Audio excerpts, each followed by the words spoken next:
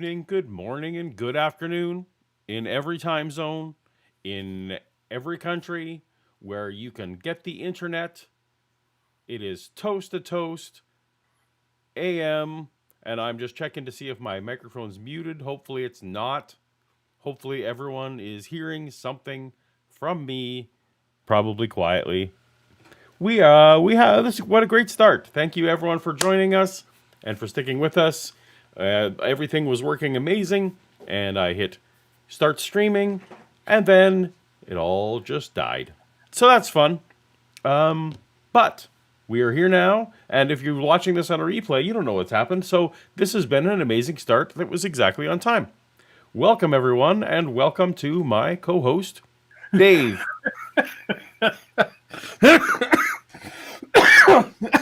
Paul, wonderful to see you. It's so good to be here as scheduled. As scheduled with you. Exactly. Everything's great. This is great. We're all great. Nothing is ruined. We're all fine here. We're all fine here. How are you? High fives. All right. Well, we are here once again. We're trying to get ourselves back on schedule, so I'm glad this is happening. Yes. We had a great show last week. We had much fun. I don't know if the show was great, but we had fun with everyone in the chat. I had a lot of fun last week. Yeah. Yep. One bit of note: I don't know who won trivia last week. I think Vishanti won, and then there was some discussion about maybe someone else was going to get the tumbler. I realized the next day I didn't remember what we decided, so somebody email me at paulogia.com. Okay. What? I said, luckily it's recorded. Oh, that's right. How could we find out? Yeah, I suppose that's the thing we could do. Vishanti says that donated her glass to Brain Cramp. Okay, well, Brain Cramp, send me one of the emails. If Brain Cramp, I don't know if Brain Cramp's in the chat. I haven't seen Brain Cramp in the chat today. Anyway, we'll get that figured out. Perfect. I feel like Dave, we definitely need a toast right now, Paul. I need a toast. I think a drink's an excellent idea. Cheers to everyone in the chat, and cheers to Art Bell. Yep.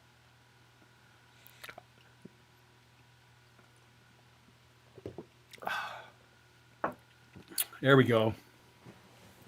All right. Well, should we? Let's. You know what? So one of the fun things that's happening here tonight is Dave came in. Yeah. Thinking that we were going to do one show. Yeah. But we were doing a very different show. In my defense, I thought that because we talked about it, and that's what we said. I literally sent you a thumbnail. Yeah. Which you said looks good. I mean, I assumed that was a reference to the other guest. No. And then I sent you a link with the description. Where it literally talks about what we're actually going to be doing. We're going to be talking about Mr. Fidget will be on the show tonight. Yeah. I know some people in the chat before, I don't know when it was, several hours ago when we were first starting in the chat, mentioned that they liked this episode. So I'm hoping it's a favorite. I know nothing about this matter, any of this. I'm kind of excited. I'm super blind here. Yeah. More so than usual. But we, in order that we may invest in some upgrades and maybe some, I don't know what we need around here, Dave, to get things going again. Well, we need sponsors. Oh, I was going to say another drink, but another drink. Yes, let's get another drink. So my first drink was a Black Barrel tequila. Mm-hmm. What are you drinking tonight? I'm drinking. We're starting with the Bowmore 12 Scotch. Okay. And a wonderful glass of Cat's Got the Cream Amber Ale, which is one of possibly my absolute favorite beer in the world. And we have some rums that we're going to be switching to later on. Nice. If we go that long. That's how we roll. Positive thoughts. Positive thoughts. No, I'm more mad. That was more of a joke because our streams tend to be like 4 hours these days. So I'm definitely. Yeah. I thought you were meaning if it just no. I wasn't trying to jinx us on that front. All right. Fair enough. My dog's being weird, so we'll see what's happening there. Your dog is weird. You have a weird dog who does weird things. It's true. She's I'm sorry, I got nothing I can aggressive. do right now because she's rummaging through garbage, and Well. I can't reach. Okay, She'll do it. so Dave, Mhm. do we have a Mhm. sponsor tonight before we Oh, get Paul, into we've always the got goodness? sponsors. We got people literally lining up to sponsor this show. Okay, well, tell us who's sponsoring us today. Paul, I'd be happy to, because Paul, I really am tremendously excited to talk about this week's sponsor. Not only am I excited because I get to share a wonderful product with our deserving audience, and not only do you and I get to make a frankly ridiculous amount of money for comparatively little work, but Paul, I'm excited this week because once again I had an opportunity to talk to one of my absolute favorite people in the world. Not you, Paul. No. No, not Paul. No, I am, of course, talking about that pulchritudinous pioneer of practical panache, the founder and CEO of Pants, Patrick P. Pleadington. That's right, Paul. We are here once again to talk about pants. Now, frankly, it would be enough and would in fact be our contractual obligation and to simply espouse the many virtues of pants again. They're stylish, they're comfortable, they're warm and cost effective. They can hide problem areas, Paul. They can highlight appealing curves, and they can make an average pair of legs look like they belong on the front page of Reddit. But never content to just rest on his laurels, Patrick has something new up his, well, I say sleeve. Ladies and gentlemen, and all points in between, let me tell you about the new fad sweeping the legs of all nations, ripped pants. Far from being the end of a perfectly good pair of jeans or corduroys, a tasteful rip allows the wearer to tantalize with a flash of tan thigh or shapely calf. They tell the world that you're not a servant of some stuffy bank or corporate master. You're young, you're hip, and you don't need no old white dude telling you how many holes your pants should have. Now, with these amazing pre-rip pants, you will be ushered right to the front of the line at clubs and concerts. And I know what you're thinking. You're thinking, David, I already own a pair of pants. I own lots of pairs of pants, probably, if you're a longtime viewer of this show. And scissors are a thing. Why should I pay good money for a pair of pre-ripped pants? There's no easy way to say this, but the answer is because you kind of suck. Would you let a child with a box of crayons paint a mural? Would you hire somebody with a box of Tinker Toys to design a skyscraper? Of course not. That's foolish. That's stupid. It's crazy talk. Let's leave professional work to the professionals and just get on with our lives. And Paul, the way we do that is by letting the experts at Pants pre-rip our jeans for us. They'll rip them in stylish, interesting ways that do not damage the structural integrity of the pants in question. You know, you never want to know, what is that stitch you cut a load-bearing stitch? Might be. You don't know. You're not a pants expert. So just let the people at Pants take care of it from here. And of course, Paul, as always, that's not all. The wonderful people at Pants have a tremendous offer for the viewers of this stream.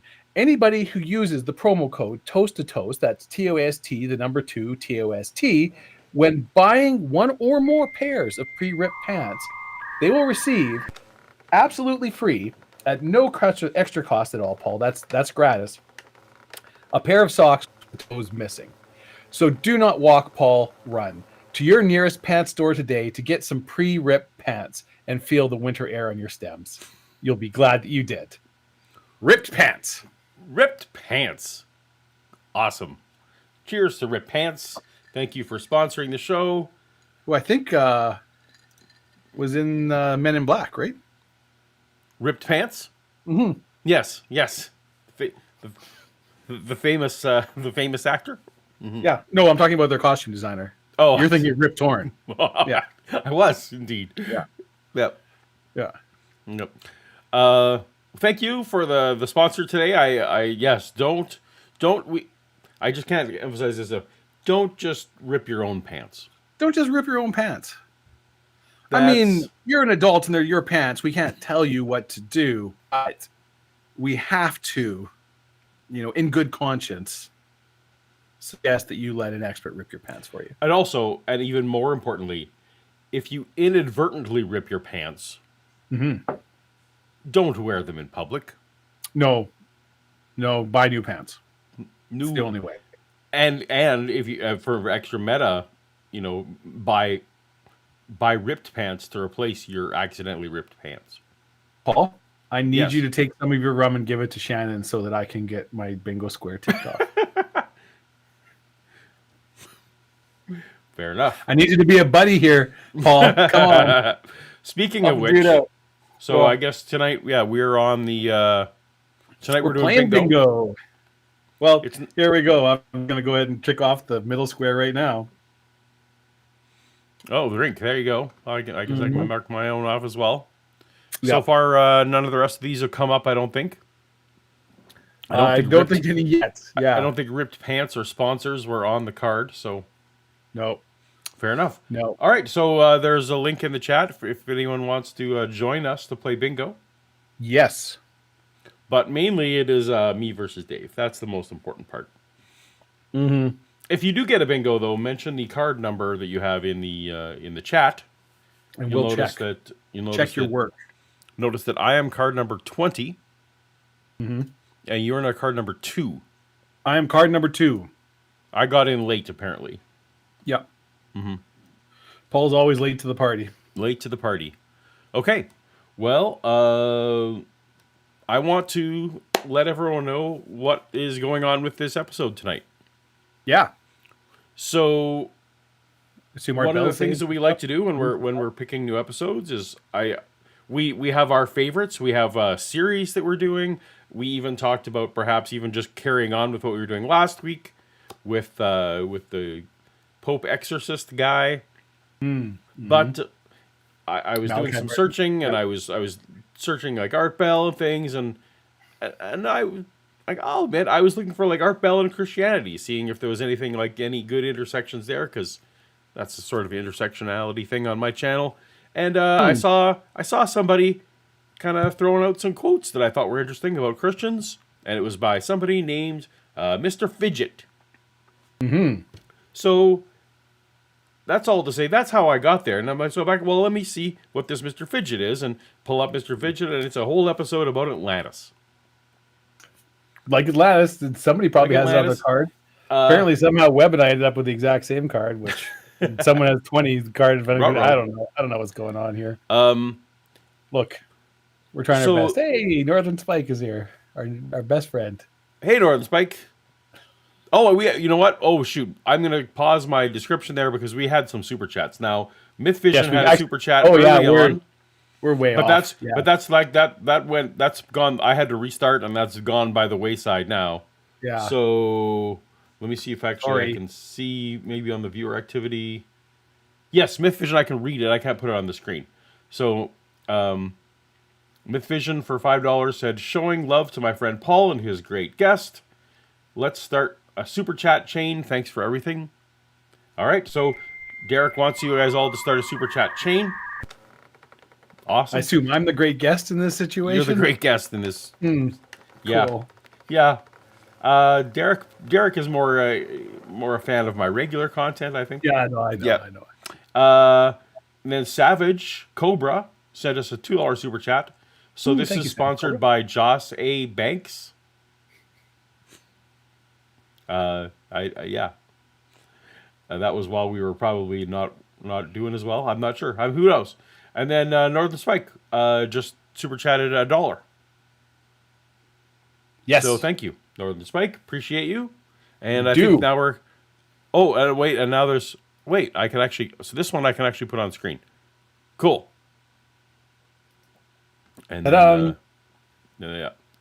And now we're good. Now we're all caught up. Now we're good. Now we're caught up. Okay, so there's this Atlantis episode. Blah blah blah. What happens? What I gleaned from the start of the episode was that a few days earlier, someone had called in and was talking about their amazing invention that involved time travel. They'd invented a time travel device, and he wanted to send some to Art. But he called them fidgets, these devices that were time travel devices. Right. And this predates the fidget spinner craze by quite a bit. Ooh, It does. can I just say too? Yes. if anybody in chat today can recognize what my shirt is, I will be duly impressed. He will be impressed That's twice. I will be double impressed. Doubly impressed. Yeah. Anyway, so I'm just going to start holding up bottles of rum that I have to taunt Shannon, who has none. Oh, here's one. So we're going to be joining the show in progress. This is 2 hours. This is so much rum. We're 2 hours into the 5-hour show. Mm-hmm. So we're joining in progress. So Right. if they're referring backwards, they're referring to a bit about Atlantis that seems to have abruptly stopped. Okay, So- they start talking about Atlantis and then just stop talking about Atlantis? Because Mr. Fidget, Mr. Fidget's on the scene. So Got it. that's enough background. Are we ready to roll, Dave? Yes. Yes, sir. Let's wait for the super chat, the facts to. You know what? Screw it. Off we go. Prior to airtime. I took, by the way, the Fidgets arrived on time yesterday, and I have taken the Fidgets so that you might see them, and took a quick shot with the studio cam. So, the present photo up on the studio cam, part of the web site, is of Fidgets, and I'm going to have no more comment on Fidgets, except to say go ahead and take a look, and when I have finished evaluating them, I will have a comment for you. Do we all have a picture of the Fidgets? Can we bring that up? So here's the thing. Okay. So as Art, I don't know if he said it already or if he's about to say it. He was only going to leave the pictures of the Fidgets up for a few hours. The Wayback Machine, unfortunately, so didn't capture it on exactly that day. Right. And it does seem like Art did indeed take the pictures down. Yeah. Now, I'm going to do a quick check. I did see an image. Okay, so here it is. I'm going to... So see if you're looking at the same thing I'm looking at. Mr. Fidget was on Reddit. So it's this thing. That's what I was also looking at. Yeah, so that's the... So this is what he sent. These are the things that he sent. Mr. Fidget sent these to Art.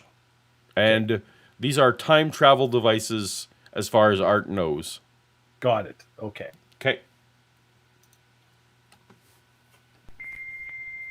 And Art, in that last update there, he was just basically telling everyone,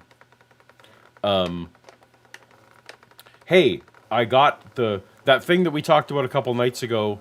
The package actually arrived. No, Shanty. Good guess, but no. Should we do the super chats quick before we get back into it? We will. Let's do. You missed one.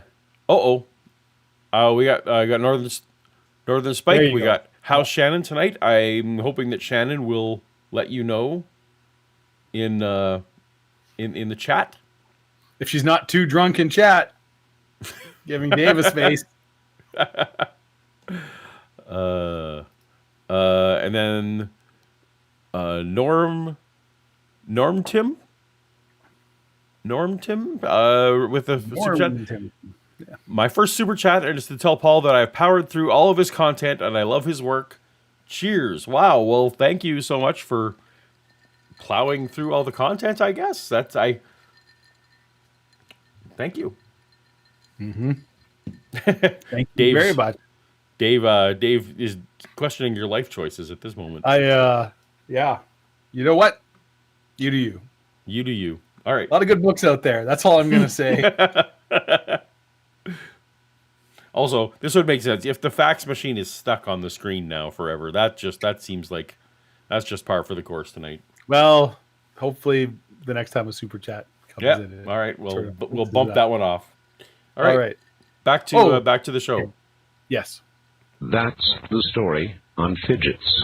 But anyway, for the next one, I'll leave it up there for the next couple hours or so. So anybody who wants to can get a look at what a Fidget physically is configured like. There are several different versions of Fidgets up there. So somebody tuning in for the very first time who's never heard this show before, you're going to think I've totally lost my mind. What is a fidget? A fidget is said to be a device to allow travel in time, or to calm oneself, or one may ascribe many properties to a fidget. At any rate, I felt a need to get them up there for you to see. And the quickest, dirtiest way to do that was to take a quick cam, studio cam shot of the thing and just leave it there. So for the next 2 hours, you can see fidgets. Otherwise, I will evaluate them and let you know. It should be a very interesting evening, as will the balance of this, which will be open lines. West of the Rockies, you're on the air. Hi.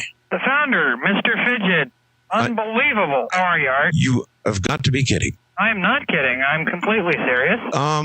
It is impossible that you could have made it in like this. I have the power. Clearly, it's demonstrated by my works.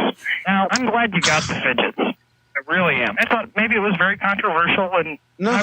I was curious. No. Nothing is too controversial. Well, let me say, Art, I'm glad you got my fidgets because it proves what I'm saying.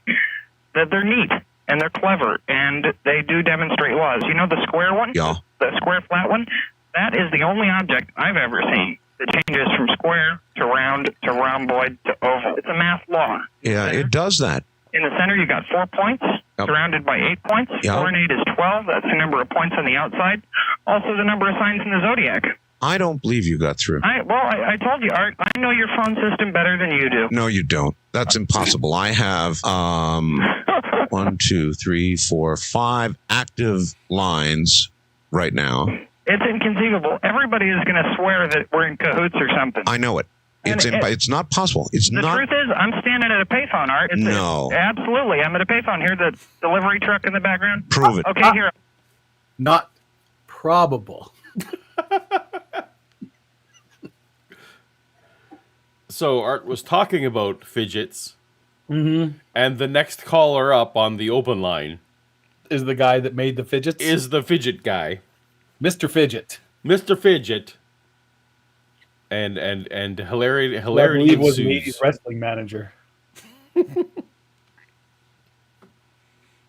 up the other phone next door. Here's the dial tone from the other phone. Here's the other phone hanging up. See, I'm a dual dialer, Art. I dial on 2 lines simultaneously. Because I'm fully ambidextrous, I've been using these fidgets for 6 years. I got a dexterity that you wouldn't believe. I really want to be studied. I'm prepared to get on the EKG. They can look at me, figure out what's wrong with me or what's great with me. But the reality is I'm super skilled. Wait till you see my hands in motion with these fidgets. I will... So that's how you get a. Apparently, somehow getting on the show, ensuring you get on, involves dialing from 2 payphones. I don't know. Dexterity. Dexterity. Wayne I'm Gaffney willing- got my shirt. He nailed it. Art, I'm willing to get on an EKG right now. Oh, I see. Supercritical Snake did before. Yes, people did. This is Roddy Piper. Woo! He wore in the early days of the 80s. Oops, there we go. Yes, apologize. This is double dial phones with apparently 2 different hands for some reason because he's ambidextrous. I don't even think he would just dial one and then dial the other. But nope, dial them both at the same time. blow anybody's dexterity away, reaction time, ability, because I've been practicing every day for 6 years with nothing. What? Wait a minute. Okay, What city are you in? I'm in Santa Cruz, California. Santa Cruz. All right. Is there anybody around you right now? There's a guy sweeping the floor in the grocery store. And that's where you are. You're adjacent, outside or inside or what? Yeah, I'm outside of a grocery store. How'd you like the comic book, Art? Yeah, there's a truck driver over there. He's loading up the truck. Or it's the bagel guy delivering bagel. Is there anybody there that you could call to the phone? To confirm my story? Hey, Yeah. buddy, can you confirm something for me? I got this guy walking.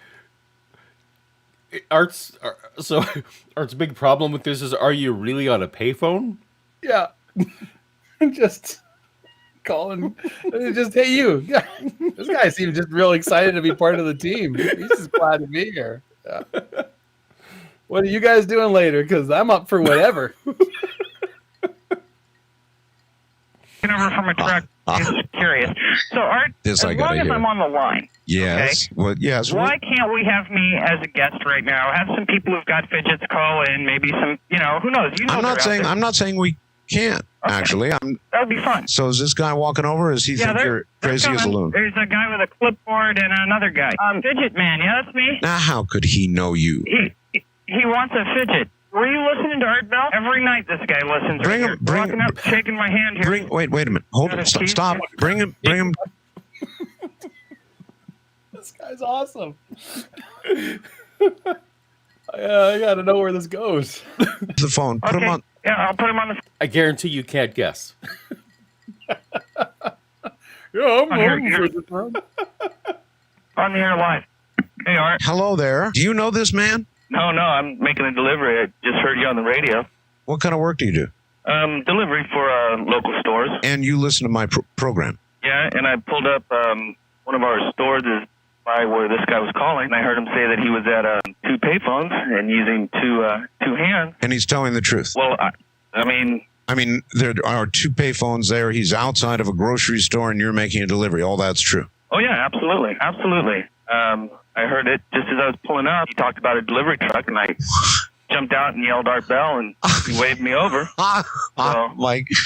And what town are you in, please? This is Santa Cruz. Santa Cruz. Absolutely true. I don't know if these things work, but never met the guy, but it's absolutely true. He's standing right here. Well, you're a real trooper to have been doing that. To come to the phone like this, and it's a thrill for me to talk to you. Well, it's a thrill for me to talk to you, and it's even weirder to talk to the Fidget guy. Yeah, I bet. You have no idea. Between you and me, Art, So- this guy kind of seems like that. So this is going to be a bit of a more of a lighthearted thing than last week, where we were, life and death with the people and the mental health. I feel like. How about some fidgets? How about some fidgets? How weird it is. It's almost impossible that he got through. I mean, almost impossible. I go to open lines, and there he is from a payphone. Damn near impossible. Well, he's got some sort of a digital stopwatch or something here by one of the payphones. That I don't know what that's doing, but yeah, he seems for real.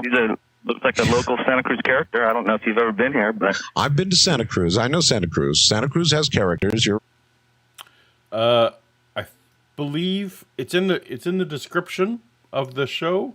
I think 1996. I think was correct, but maybe someone can. I'll look it up while we're talking. Everybody pretend like you read Paul's descriptions. He put a lot of work That's into right. it. Brain Cramp's in the chat. Hey, Brain Cramp's in the chat. So yeah, if you get to email me about the whole Tumblr situation. Mm-hmm. Also, how we doing on our bingos? I don't think I've hit any. I don't think I have anything yet either. So yeah. Good. Yeah, delivery driver and grocery store aren't on the bingo card. So if anybody says they have them, they're full of shit. Yeah, that's right. Yeah. Yeah. All right. Right.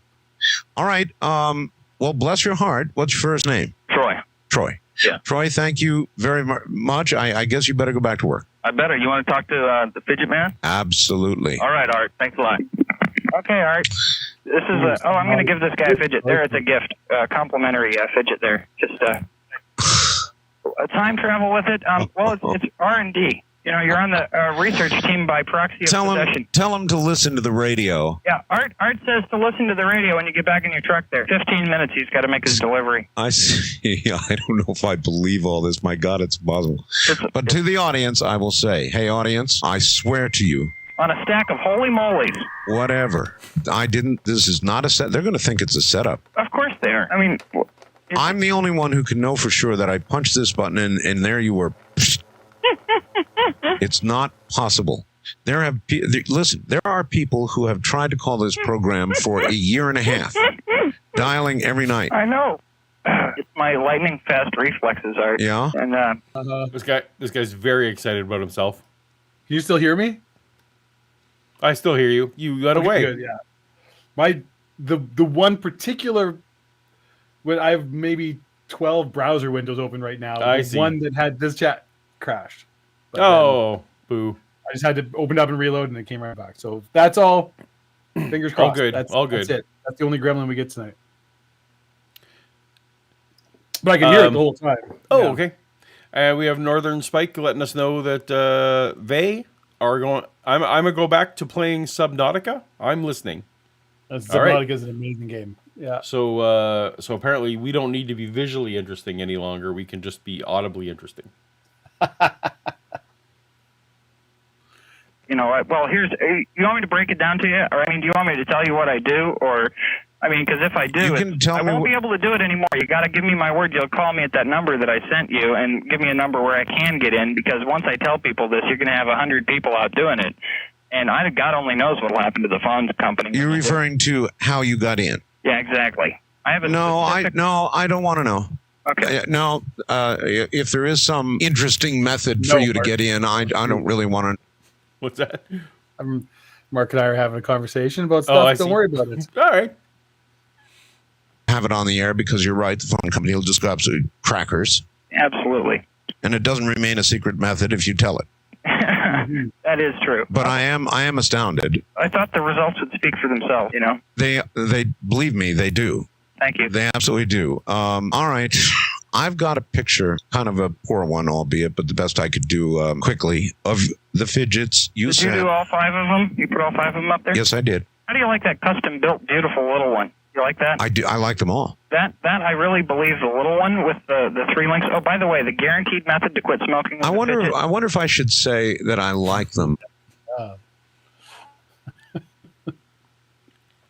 It's guaranteed, Paul. Guaranteed method to quit smoking. The man who is handing him out for free in the parking lot at the grocery store made me a guarantee.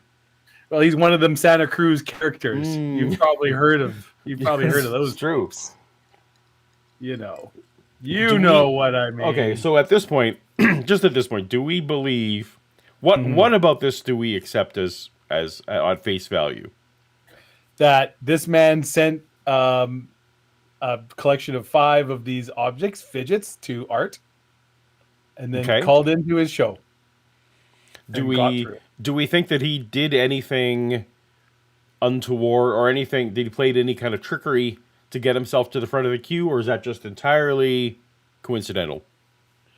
What do you think, Paul? I feel like this guy likes a good story. Okay. And that it was coincidental, but that he believes in his own heart that he maybe did something. In his heart of heart? In his heart of heart. In his art of art. Now, I can understand why a rational person would feel that way, Paul. But I have an edge on you. I saw a little documentary back in 1995 called Hackers. And in this masterful expose of technology and the pitfalls and triumphs associated with it, there's some little tricks you can pull with just, tones and payphones and getting the phone companies to do all kinds of things. And I believe that Mr. Fidget probably saw the same documentary I did, and so he's learned a few tricks. So this is well within the realm of reason. Yeah, it is. Yeah. Do we believe that that the person who approached him, the delivery person, was a stranger, or do we think this was his buddy?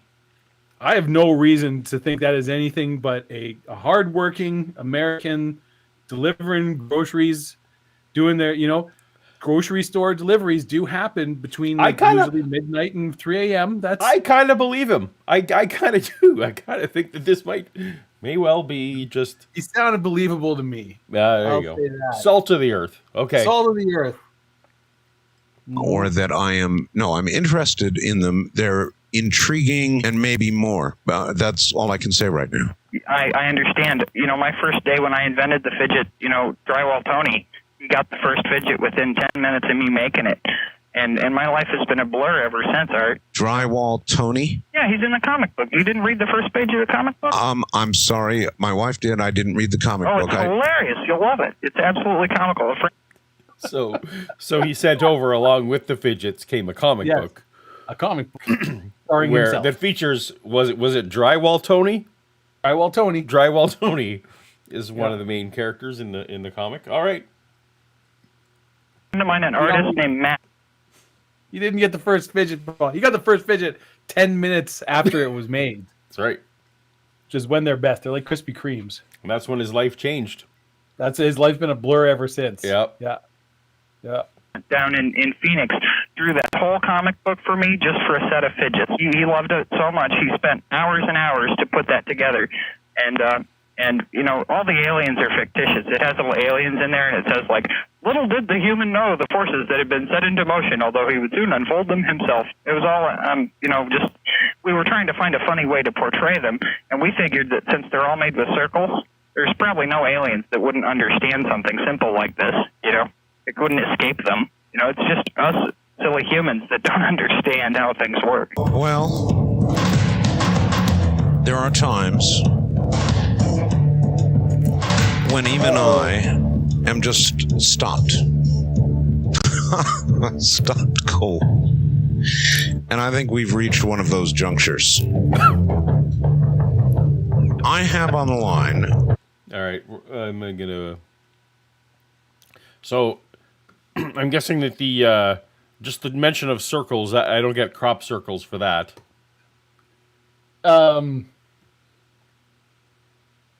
No. I mean, he said it in context of aliens. I'm willing to give you that one. All right. Yeah. Now, I think we can all understand that, you know, nobody's name is Drywall Tony. Right. Paul. That's obviously not this gentleman's birth name. That probably the person he's referring to there is Nikolai Tesla. So, no. go ahead and no. You get crop circles? What? You also get crop circles, apparently. I see the Gestapo's. I feel like sacred geometry is going to come up for me at some point. I mean, that seems like it's a pretty good. I got a pretty good card. There's a lot that I think I'm going to be able to. All right, keep going. The inventor of the fidget. I got my fidgets yesterday.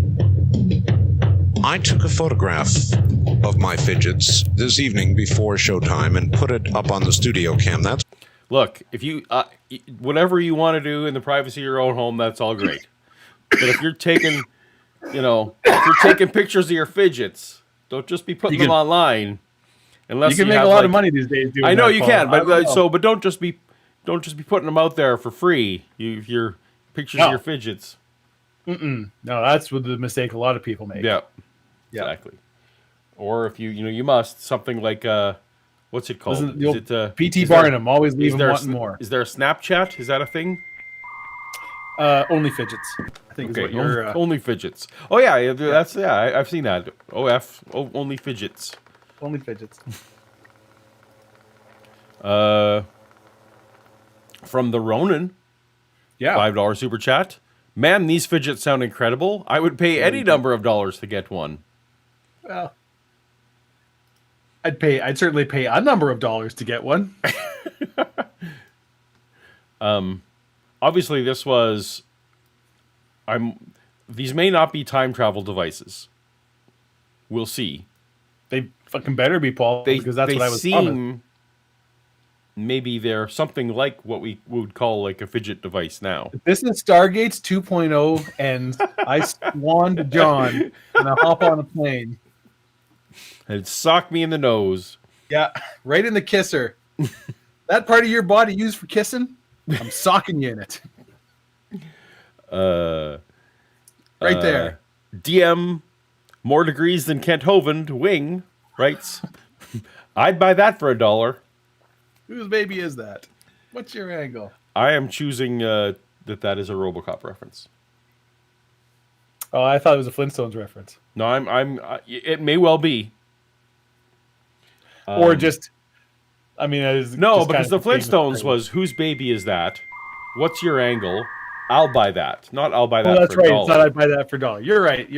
Yeah. It's a RoboCop. Yeah. Where it still is 5 total fidgets. He still You're loves probably- his family, Paul, even after they turned him into a machine. Really makes you think. It really does make you think. Yeah. sitting there saying, what the hell is a fidget? And rightly so, that you should be saying that. I will tell you. Nobody in 2024 is saying what the hell is a fidget. Actually, it's true. Oh, like fidget spinners? Yeah. Yeah, we know. We all got one of those. Yeah.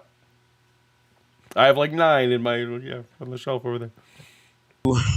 What little I know in a moment, and the man who invented the fidget, incredibly, impossibly, is on the phone. And all I can do is, I swear to you, I swear to all of you, on my honor, with what I do here, this wasn't set up.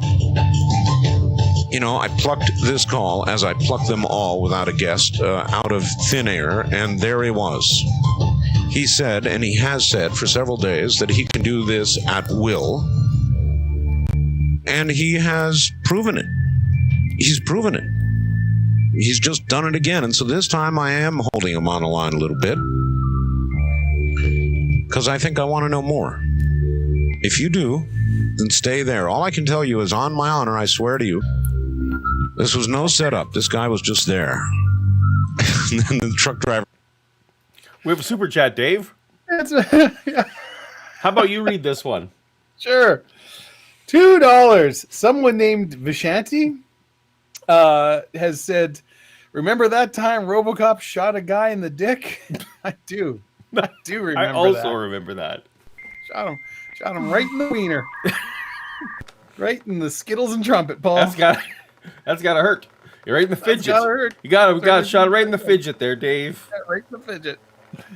And then Northern Spike. Uh-oh. We have another one? Counting up still, but I started before you all, and I'm awesome. I assume awesome is what's going to be at the end there, because Northern Spike's awesome. No cross legs. Not super witty. Well, you know. All right. Thank you, Spike. Came up and verified he was listening too. So just paid off with a fidget too. I'm going to tell you a little story. Sure. Maybe I Usually, Dave, I'm so as you know, I try not to listen to I skim through it, but I try not to listen to all of it because I like to react with everyone. Normally, I'm better at catching the music, though. Usually, I catch the music parts so a lot of music. If we get dragged off the air, that's YouTube on me. might Shut us down on this one. For this, for all these modern hits that Art is playing. About my fidgets in a moment. I guess I'm going to have to go ahead and talk about it a little bit. But before I do that, now that I think about it, this man on the line, I'm going to need to get the number of the phone booth where he is and call him back and put him on a guest line. He's not sure that the phone is going to accept a call, and I haven't made it yet. I've got to make it right now. God, this is weird. Radio sometimes is so weird. So I'm going to have to try to call him back to this payphone. If it doesn't accept it, then he just gave me his home phone, and I can try that in 15 minutes. Right now, I'm trying a payphone, and I can tell it's a payphone. Let's see if it works. Let's see. Art Bell. It worked. All right, it worked. Good. For the sake of my own sanity, Okay. Please tell us the story of the fidget. Okay. In 1991. All right, before we get to the story of the fidget. My screen crashed again, but it came back. You came back. Can you hear me? Yeah. I hear you. Good. Great. Good. Before we get to the story of the story of the fidget, we got a super chats or two. Art Bell, right. Interdimensional UFO aliens are real, but this guy calling me on the first try is sus. Yeah, I can't believe it. How did someone? Although, to be here, I assume you never tried to call in to the Art Bell show. No, I never did. I never did either. I was usually driving when I was listening, so. And that was before. That was before you could do anything about that. You couldn't be driving and chit chatting. Actually, that's not true. the first time I used a car phone was long before our bell was on the air. For our bells in the air? Oh, yeah. The first car phone ever. My dad got one in like '85. Wow. He was a road salesman for like gold equipment for gold mines. So, but it was like literally, there was like a cradle, and it was like a whole thing. It was like in between the seats of the car. It was like a cradle phone with a cord, Right. and there was this mechanism that was the size of a briefcase. You could take it out of the truck and like walk around with it, but it took 2 arms to lift it. Like it was a whole big thing. And you know, I've and there seen was those. this giant area. I was just kind of surprised that you had used them, but I guess so. There you go. Because my dad went for work, and I remember being a kid. So I was like in grade 6 or 7 in Calgary, and pulling.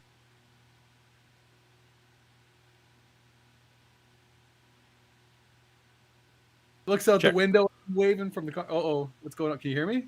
Yeah, your audio dropped there for a sec. Oh, now we're back. Man, I don't know. I'll tell you. Anyways, my buddy like looks out the window, little 7-year-old friend, and I'm sitting, you know, in the window of the car waving. He's like, "What are you doing outside my house?" And I'm like, "I'm talking on a phone." And neither of us leave it because this is friggin' Star Trek or something. I do recall. Related story. Yeah. I do recall in the '90s when there was airplane phones, and that was literally every time I would fly on a plane. The conversation was always entirely, "Guess where I'm calling from?" Yeah. Just calling I had nothing to say. Just wanted to call from a plane. Yeah. All right. Clay Quickenbush with a $5 super chat. Quackenbush. Yeah.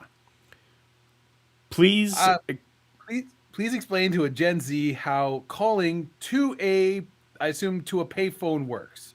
Could literally anyone answer? And how did the guy know he was Giorgio's to call? Okay, I don't know how that with the last bit is, Clay. I'm sorry.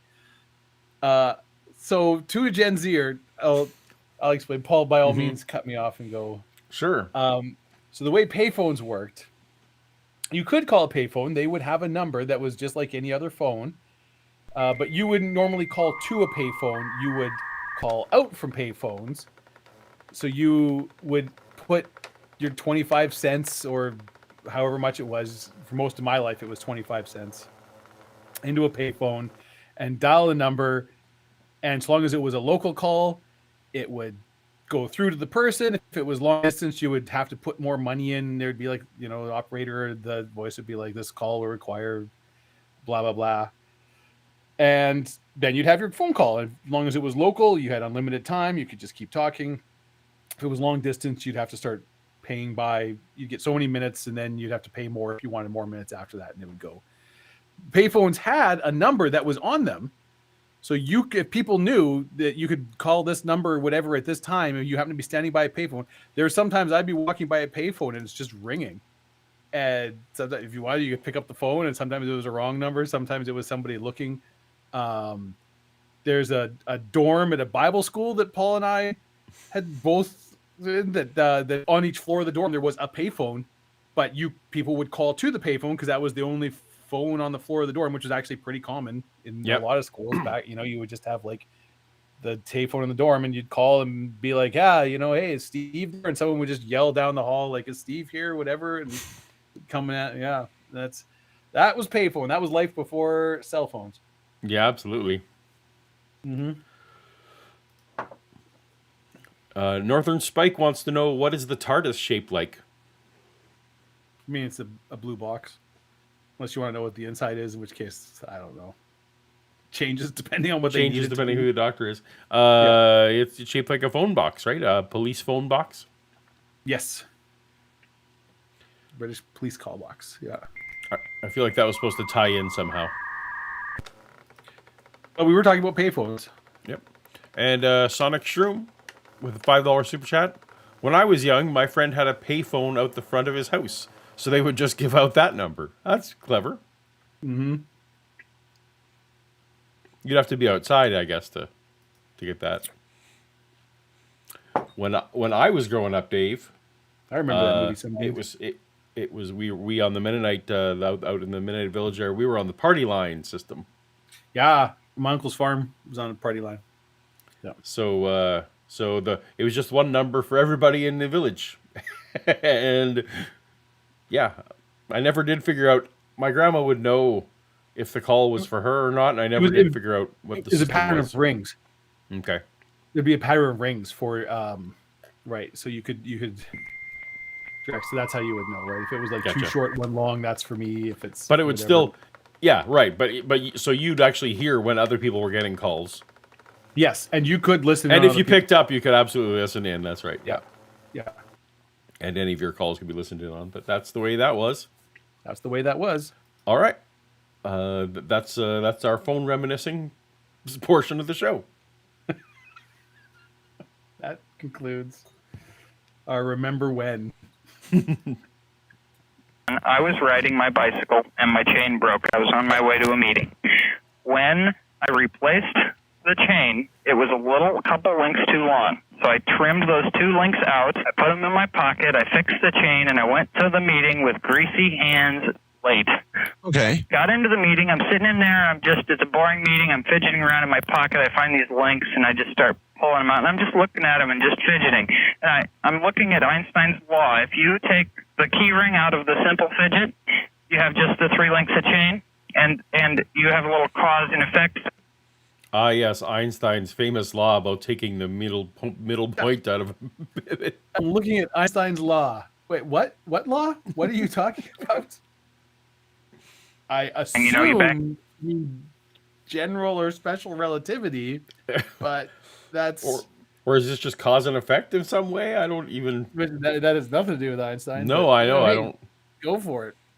You do you, Fidget. One into the other, and it flips back and forth and whatnot. It does, yes. And I was thinking, boy, that's neat. I wonder what would happen if I put a key ring in there. So I put the key ring in, and within just seconds, Art, the guy next to me said, "What you got there?" And I said, "I'm not sure. Here, take a look." And he said, "Wow, this is great. I'm trying." If that's not drywall Tony, I'm calling bullshit on the whole thing. Continuity is important in these stories. Yeah. Wait a minute. Drywall Tony better have been in this meeting. I quit smoking. Can I have it? Yeah. I gave it to him. Yeah. And my life has been a blur ever since. Well, it's kind of strange because my wife earlier today said this would be a way to quit smoking. Absolutely, 100% guaranteed. My mother quit after 29 years smoking as a long-haul truck driver. She's been quit for 4 years. She quit using the fidget and the nicotine patch, and here's the 100% guaranteed method. All you have to do is promise to fidget instead of smoke and keep your promise. Well, If you break your promise, you got to... I don't know where to start here. Is it the fidget and the nicotine patch? Yes, it's 100% guarantee as long as Yep. you promise not to smoke anymore, and you got to keep your promise. If you do, money back guarantee. This will work. yeah. It's a little bit like Alcoholics Anonymous, where they had for a while the way they had their rules was they had a 100% success rate because the rules were such that if you started drinking again, you just were immediately put back to square one. Like you weren't called a failure; you were just back on step one, and so it would be impossible to actually fail. Yes, right. But yes, it's kind of like the whole. I forget which pastor it was of mine that used to say, "Yeah, pray and take an aspirin." Used to be his Right. thing about That's the old phrase I've heard many times: is trust in God, but lock your car doors. Yeah. So it's if you use the fidget thing and the nicotine patch, Yeah. and don't actually smoke again. I don't know. Incorrect. What do you say, Paul? Does that count as incorrect science used as evidence? Well, evidence for what? Smoking. Evidence for his claims, I guess. I think so. I would say definitely the incorrect science is. I don't have it on mine. This is Vishanti trying to make a case. I'm not gonna. Oh, okay. Well, I would definitely say that he was doing some incorrect whatever is Einstein's laws of fidgets. Yeah, I mean, I can guarantee it's gonna happen today, so you Yeah. can go ahead and pick that. Sure, because there's fair enough. 0% So, chance did I see in the chat that Shannon was tapping out? She's not. Uh-oh. I have to wait. Oh, well. Happy birthday, Shannon's stepmother. So I guess she's Well, declaring herself I thought I not was, drunk in the chat. That's gonna make That's my center road. that's a bingo block. Yep. All right, we got a super chat here from Melody Kate. Hello, Melody. His mother was a long haul trucker and smoker. Is that what he said? As I'm drinking too. No, that's what he said. Yep. Yep. I don't. Why would those two be incompatible, Dave? It seems like those would actually be quite compatible back in the day. Pretty. Yep. Yeah. In the 80s and 90s, you definitely could have smoked in your own truck. There would have been nothing stopping. Could do it now, as long as you own the truck. Yeah, exactly. So, like there might be rules if you own if it's a company I'll tell you owned what truck. old Jack Burton has to say about that.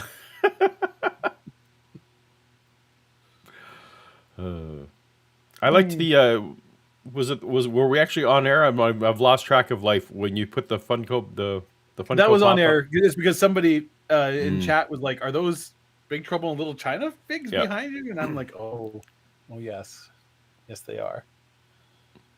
Because people are not aware of my unhealthy obsession with that movie and everything associated with it. Are you there It's for my obsession. I still use the word unhealthy. Yeah.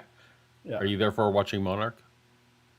I started watching Monarch, and then I started watching Slow Horses, and I know you weren't really into it. Oh yeah, that's right. Yes, I have watched 18 hours of Slow Horses Okay. this week alone. All right. I am absolutely obsessed with that show. And so Because of Gary. I'm about to burn out. It's about. Is it because of Gary Oldman? Is that why? It's part of it, but it's also I love John le Carre spy novels, and like everything about it is like ticking a bunch of boxes. Gotcha. for me. Okay. Yeah, Monarch can wait. There's nothing happening on Monarch that you need to know Monarch right seemed now. good. I'm only 2 episodes in. No, it's good, but it'll also be fine.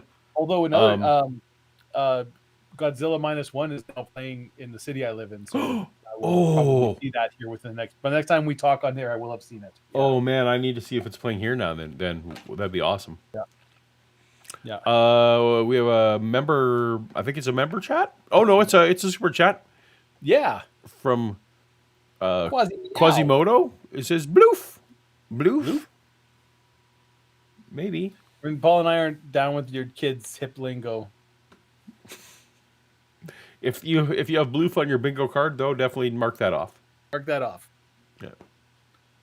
Like a laundry promise. You know, I'm going to do laundry today, and then you don't do it. Okay, but there's got to be more to the fidget than that. There is something that relates to travel in time, or it alters a present reality of some sort. Well, what we've got going on, Art, is we're all stressed people. We all have That's heavy a things fact. on our minds. Oh, we've man. got bills, and we've got laws to obey, and we've got responsibilities to take care of, and it weighs on us as people. Tell me about stress. Oh, yeah, I can't imagine what you go through. I mean, I saw that little spot on the TV the other day, and it really gave me a good idea. I was glad to see that as my fidgets were going out to you, because it gave me an idea of who they were going to physically, in addition to, you know, just your sound. You saw me on TBS or something? Oh, yeah. Oh, Okay. It's great. On Topics. Yeah, it was great. All right, now try and explain to me, if you're able to, how the fidget has some application in travel in time or in altering Well, present reality. Because That's where I was going with the stresses.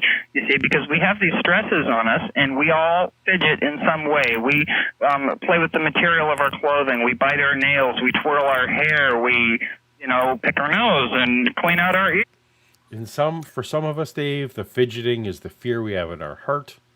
For some, the fidget is unexpressed love. For some of us, the fidgeting are the friends we made along the way. That's right. What And some of if us, the fidgeting is the actual us twisting things with our fingers. I feel like this gentleman absolutely probably fidgets all the time, because just listening to him, Yeah. I'm picturing nothing but like a barely contained bundle of, right? Like if a beagle was a person, that is who Right, Fidget yeah. guy is. If It's- yeah, because this one's coolly fit. The I kind of like, is this guy on cocaine? I mean, I think he isn't, but Right, but if he came up to me and said, "Is like I just did a shit ton of cocaine," I'd be like, "Yeah, you should probably let's just sit you down for a little bit there, that's right. chum." Yeah. Here, we got a lot of things we do for stress, but the key is we need to activate something. We need circumstances in our control when there are other circumstances outside of our control. And that, I think, is the secret to the fidget. It's circumstances in your control. If you're waiting in line or in traffic, if you've got a fidget, at least you can distract your mind to the fact that you're being told to wait, and that is the secret to me. Now, the wing nuts. Now, to be fair, actually, as I'm listening to this actually sounds like some of the reasons that some people use fidget toys in the modern day, right? Yeah. So he was on to something ahead of his time. If he had, not been a crazy sounding person, he probably could have made some money. Mm-hmm. I feel like the time travel thing is probably. Yes, we haven't got to the time travel part yet. Venture capitalists to invest. I hate to call them that, but people who say that they went back to 1986 and ended up in a whole different room or whatever, God help these people, because I don't know about that. I've never left this time zone or anything like that, but I have had the most. Was that a Terminator reference? That was. I kind of missed it because we broke it up halfway through. Oh, I'm sorry. So he said, I don't know what's happening with these people who claim that they wake up in a psychiatric hospital in 1986. He doesn't know about those. He doesn't know about those people. I have Super Crinkle Snake. Yeah, okay, that's fair. Stressful times in my life relieved by having something to put that negative energy into, the stress and the waiting. And I wanted to say something in regard to the Tuesday night call. You asked, wait, let me say this one thing is very important. All right. You asked... Who else on the Art's show gets the... No. Art I got more to say. Here. He's just gonna we'll just wind this up and let it go. Oh, did I want to get rich or whatever? And I ended up saying, well, I want to be wealthy, and then you cut me off. And what I mean there is I want a wealth of opportunity. See, true wealth is a wealth of opportunity. The man who has $1 million has a million things to do with it and a million people after him to get it. Real wealth is the guy who has $1 and has $1 million. What's that? Oh, Dave! I lost Dave there. Oh, lost Dave again. Apparently, we have some internet connections over troubles over with Dave's Am I there? place. Am I back? No, He's back. Yes, maybe. This stupid. It keeps. I don't know what it is. Ninja keeps crashing. And well, you need a fidget. I guess Yeah. that's my problem. Places to put it at his convenience. That's my power. Oh, were you going to complain about him? He didn't want $1 million. Yeah, he wants $1. Well, anyways, yeah, listen to this lunatic. It's fine. Because I can make $1 anytime with my fidget. People show up out of nowhere, say, hey, you have one of those fidgets? And then there's my $1 for my pizza. It won't always be like that in my life, but that to me is my wealth. It's a wealth. Let me teleport you to 2024, Mr. Fidget. Yeah, $1's not getting you no pizza. I don't think $1 was getting you pizza, and I mean maybe a slice In the 90s? I'm not the even 90s? sure about that. Yeah. Oh, then Not- if you lunch thing, yeah, you could get a. Not good pizza. But, No. You know. Wealth of opportunity. When I walk by somebody and they're sitting on the ground and saying, hungry, will work for food, if I give them a fidget, I give them something that empowers them to at least have something to do. And that's what my life is all about. Fidget should not be. Someone's You know what hungry. they'd probably rather have? Sandwich. Food. Yeah. I'm the good guy here, Dave, because that guy's hungry. Yeah.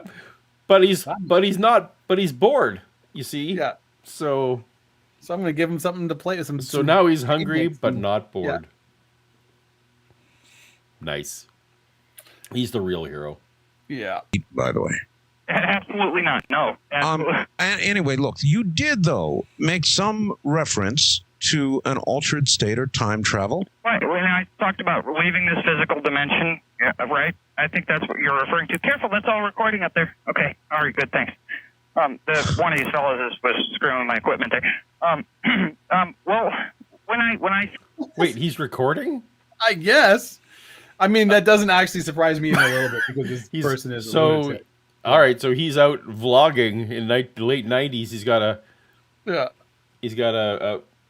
I guess it doesn't have to be video equipment. He's out in the middle of the parking lot of the grocery store. One of the times in my life that someone has been their angriest at me.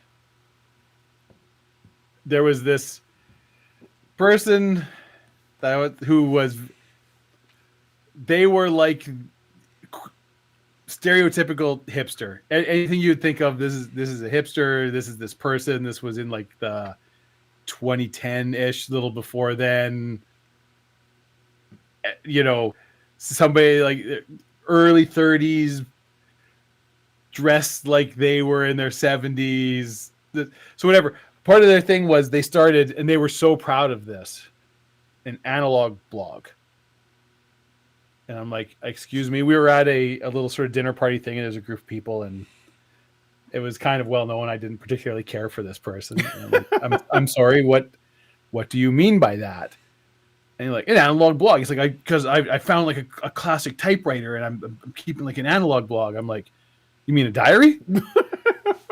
He's like, no, it's not a diary. I was like, okay.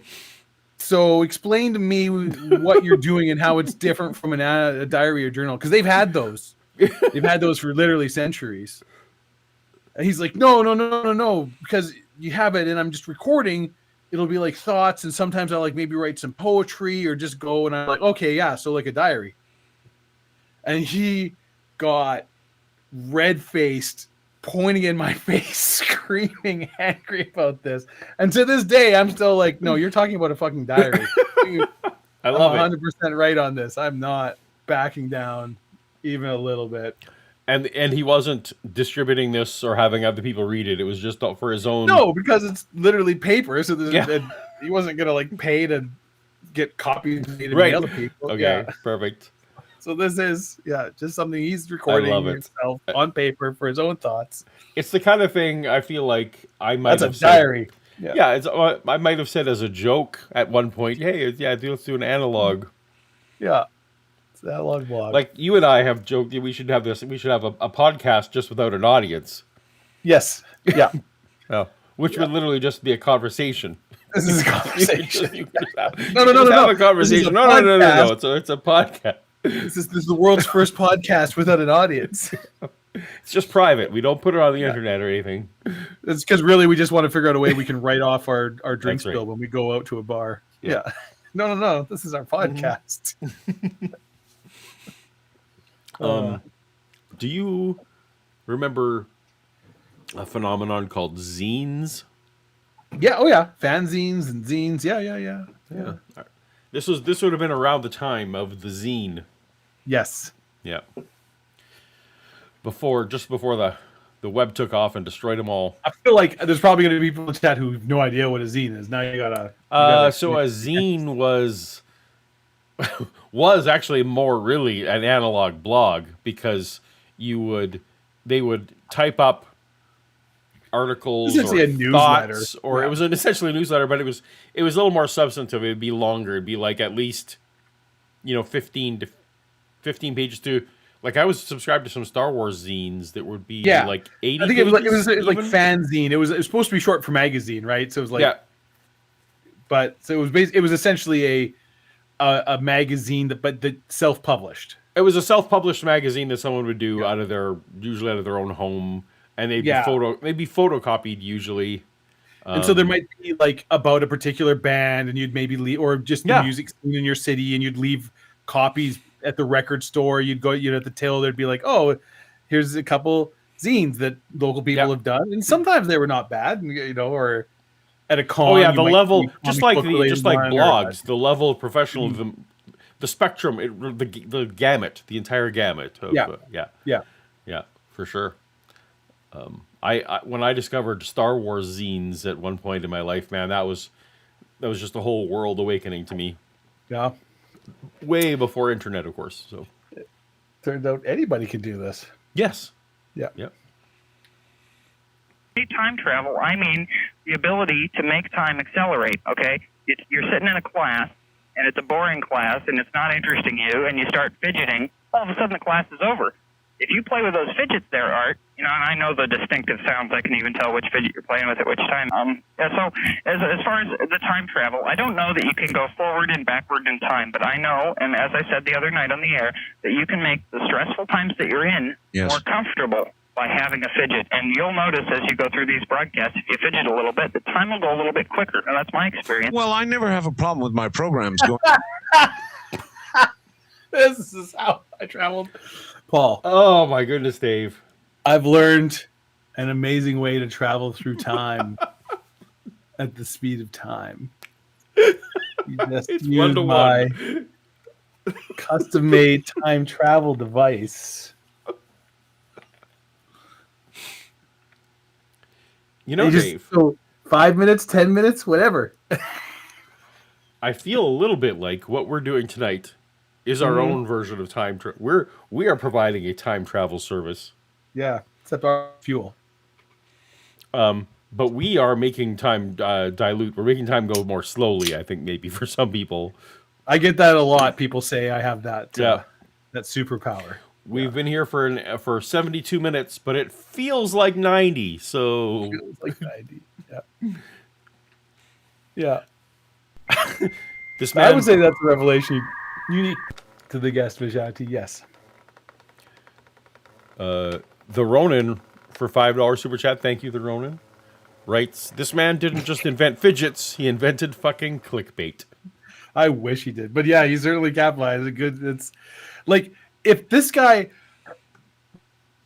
it feels like he should have a website selling like or something. Like it feels like he's selling fidgets, except that he's not selling He's fidgets. not selling fidgets. He's just has a different type of sanity than some of the rest of us. So I will tell you, Dave. Yeah. This episode, this Yeah. part of the episode, is on some people's lists of the top 10 best shows Art's ever had. I mean, it's been good. It's definitely been good. So I don't it's know if going- I'd put it in my top 10. It's going somewhere, is all I'm Yeah. saying.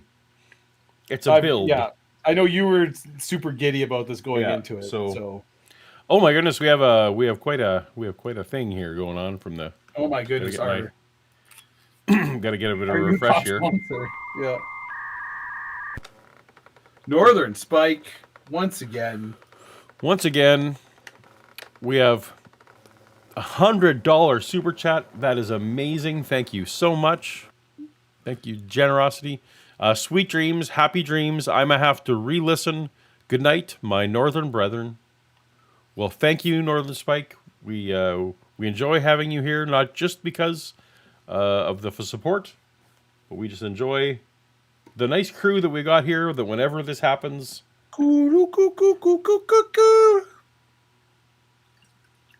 Nothing. are You you don't get making that? rum? You making rum and coke?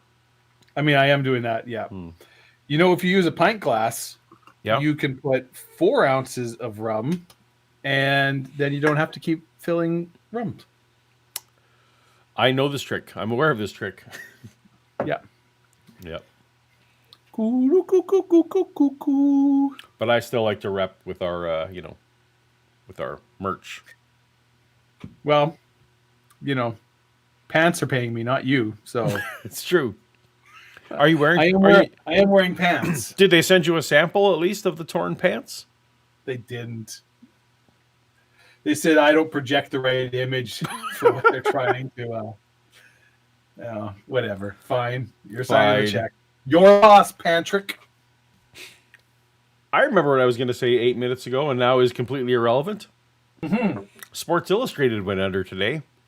Oh, did it? I didn't. Speaking know that. speaking of magazines, I knew they'd been. I knew they'd been on the edge. Yeah, Yeah. that it's been, and they've been essentially like an aggregator and sort of clickbait thing for like it's been quite a while since Sports Illustrated was what it used to be. Right. Yeah. So it used to be, the way we would get sports news. Yeah, And like now, a lot of actual serious professional journalism. yeah, absolutely. Yeah. So anyway, I just when I talk about zines, that they basically went extinct very quickly once the internet hit, once websites hit. Don't tell Vishanti that. Magazines are in a slow. Well, no, but now it's retro and cool again. Shocked. Every time I go into like a drugstore or go like and look, and it's still like a rack with like 80 magazines, 100 magazines, like so many magazines, true. and like multiple photography ones, and like all these health and fitness magazines, and like 20 car magazines, and I'm like, who the hell? There's no way anybody is buying all of these. What is going on here? There must be some kind of money thing going on. I don't understand that. This is all you just think it's money laundering I assume somehow Russian money is involved somehow. I mean, dental offices there's some supply of magazines needed for dental offices. Yeah, see, now you're getting shit talk because zines are alive and well. No, but I don't doubt that they're alive and well, but in the early aughts, Yeah, a lot of the zines that I appreciated went online, and they were actually cutting edge. Like, they had websites before normal people had websites. right. Yes. Because that's the kind of people zine operators are. Yes. All right, they're counterculture. Now that websites are blasé, then we're back to zines. And quickly. Of course not. I really don't, because I love doing them. That's not a problem. The problem is when I'm not doing them. And you talked about stress. Oh, yeah. And it is unique that you would talk about stress right now, because I have more stress than you can possibly imagine. A lot of it, which I can't talk about. But I have a great deal of stress. And I had an interesting encounter, which I was not prepared to talk about tonight with regard to your fidgets. Plural. I would like to allow the audience to ask you some questions. I'd be happy to answer. All right, before we get to callers, Yeah. this drives me bananas when people think that, like, someone mentioning, oh, it's crazy that you mentioned stress. I'm in this very unique point in my life where I'm experiencing stress and never any other time. Yeah. Yeah. What a coincidence. What a coincidence. I do suspect that Art Bell that's got to be. Just think how you feel doing this live stream. If you're doing a live radio show, it's like, oh yeah, so 30 million people are about to tune in. That's correct. Yeah. This better fucking work. Right. And Art, with you have like real actual dollars on the line and going. It's like this has to happen every day. Every day. Yeah. Yeah, also with like contractual obligations. Like you and I here, I mean, all we're doing is holding up YouTube. Yeah. But, Art actually had. Go ahead. There's multiple stories, like the numerous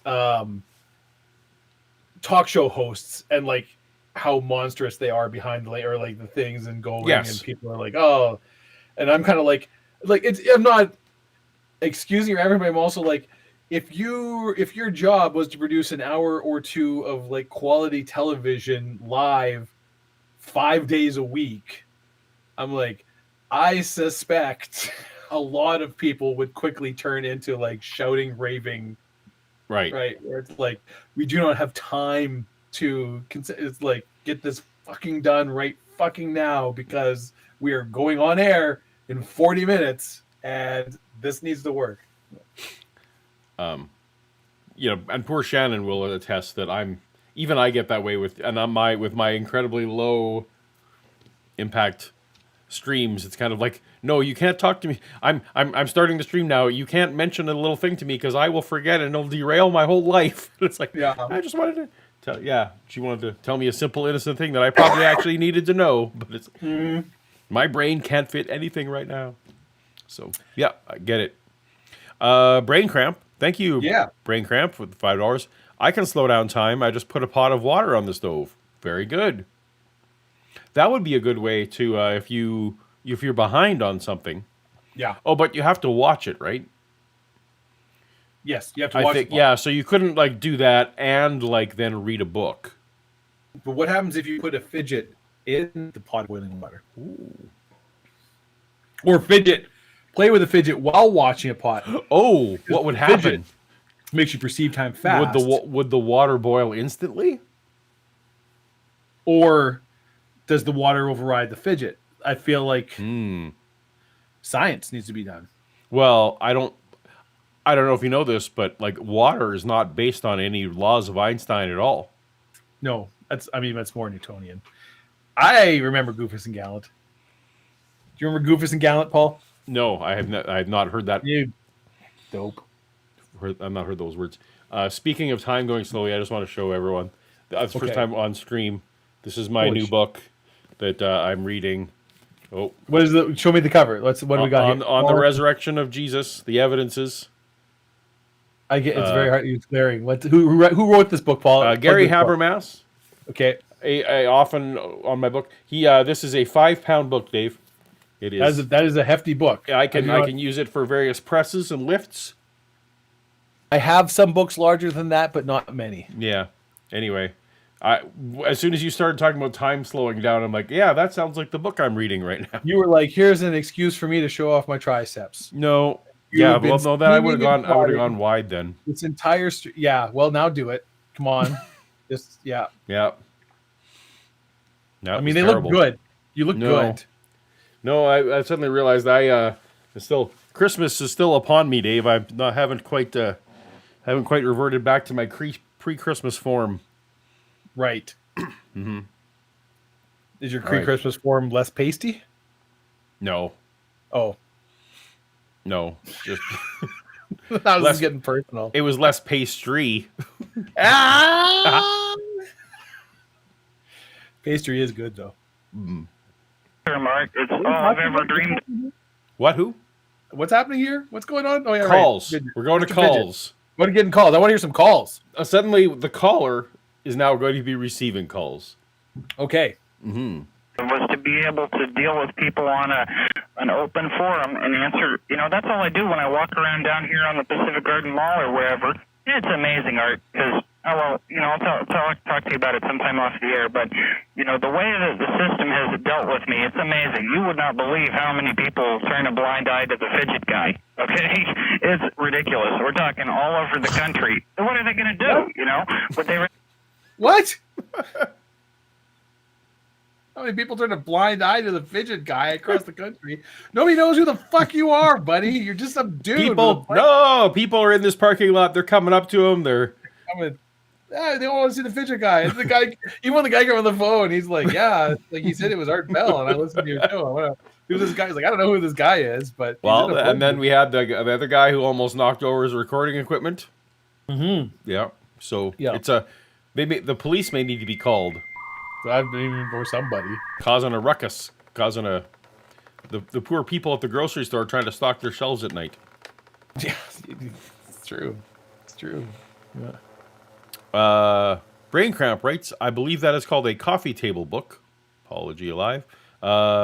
What was that referring to, Dave? Do you think? I believe the book that you were holding up. Yes, indeed. I could turn it into a coffee table. I probably could. I disagree. Because a coffee table book should have a lot of pictures in it. They're usually like big, wide format.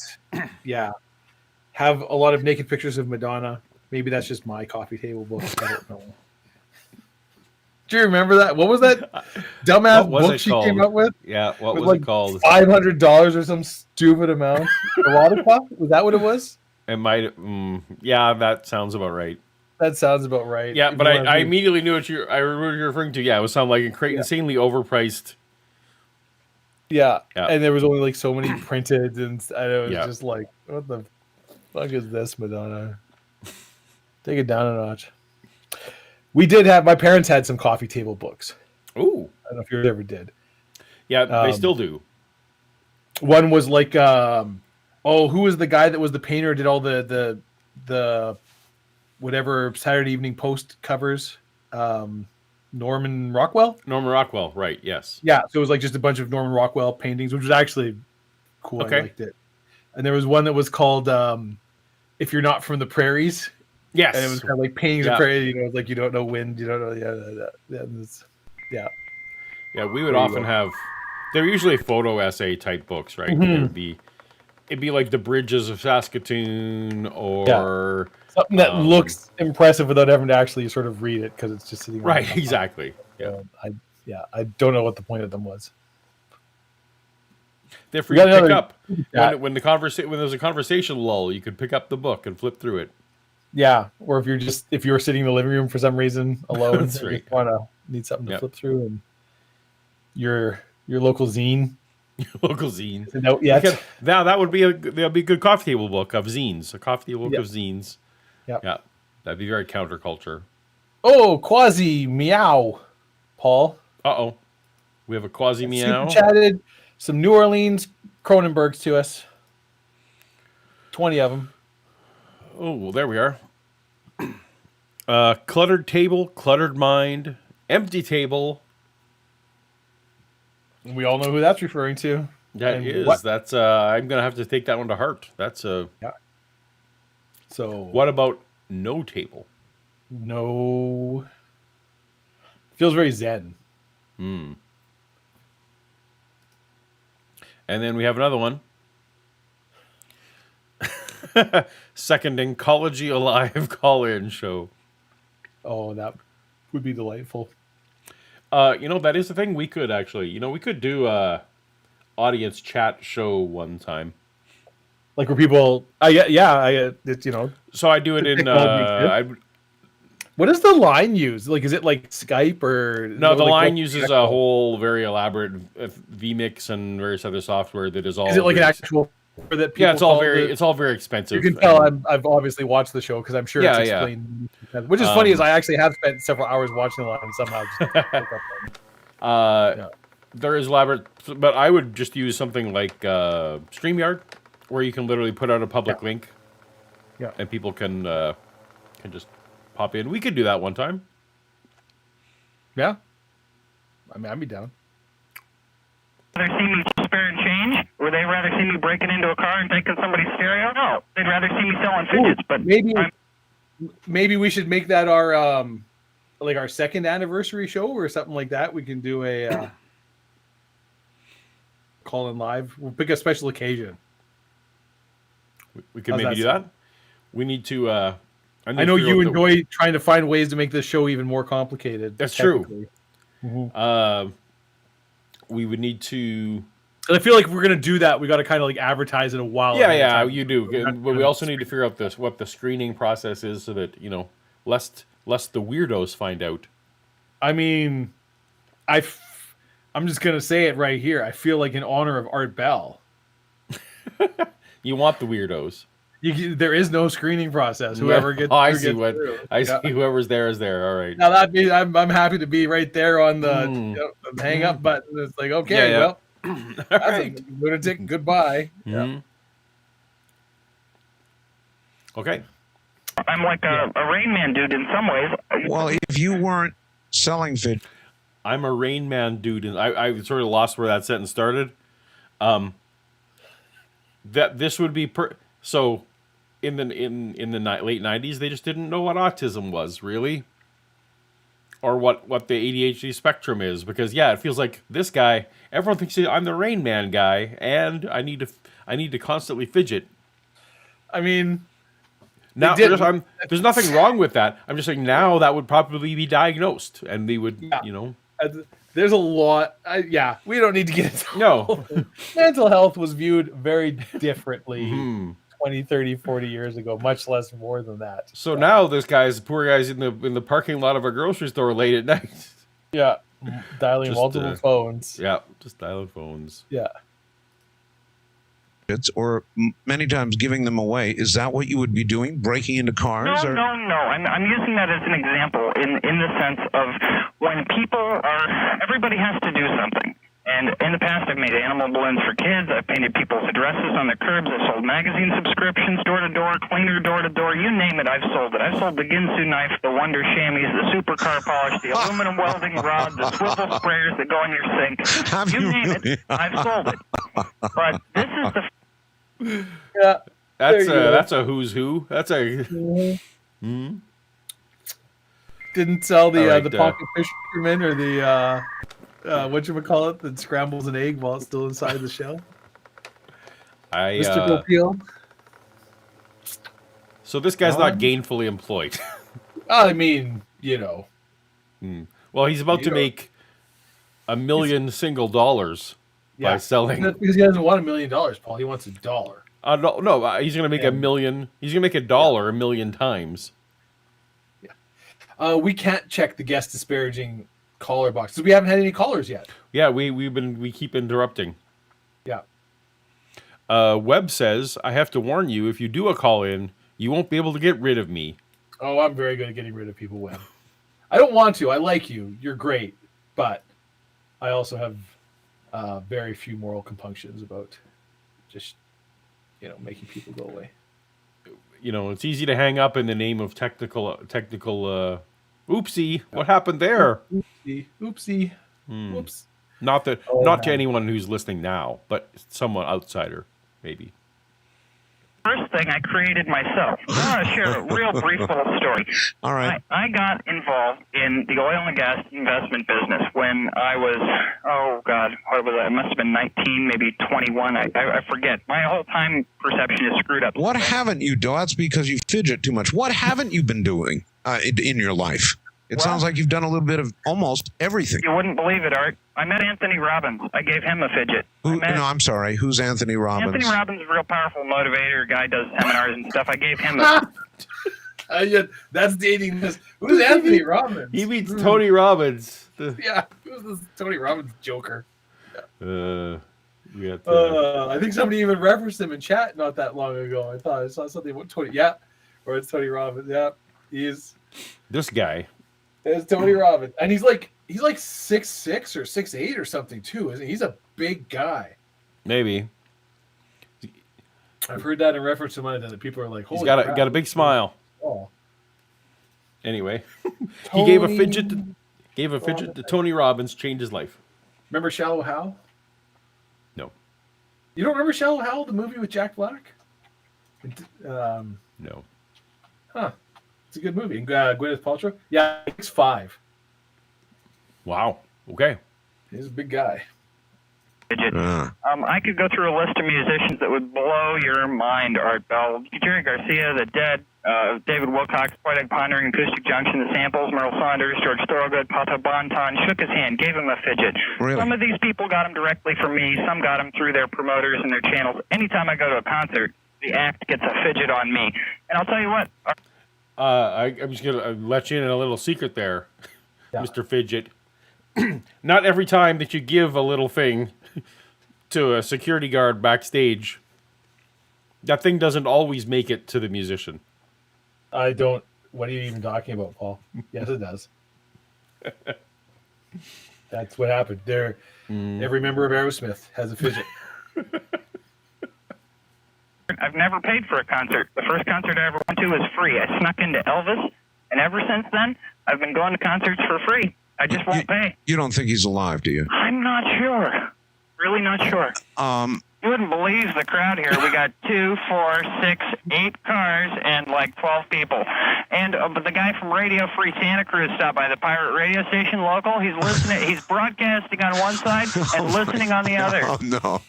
Yes, sir. Really? He's got a groupie thing going on now. Yeah, they're all just around. I feel like if anyone has on their card there, is Elvis? I'm paying attention to my card a while ago. No, but if anyone has anything related to Elvis, I feel like you can just check that off. I don't think Elvis is on anything. All right. Probably should be. Probably should be. Well, let's try and get to some calls so that we can have some complaining calls. But I do think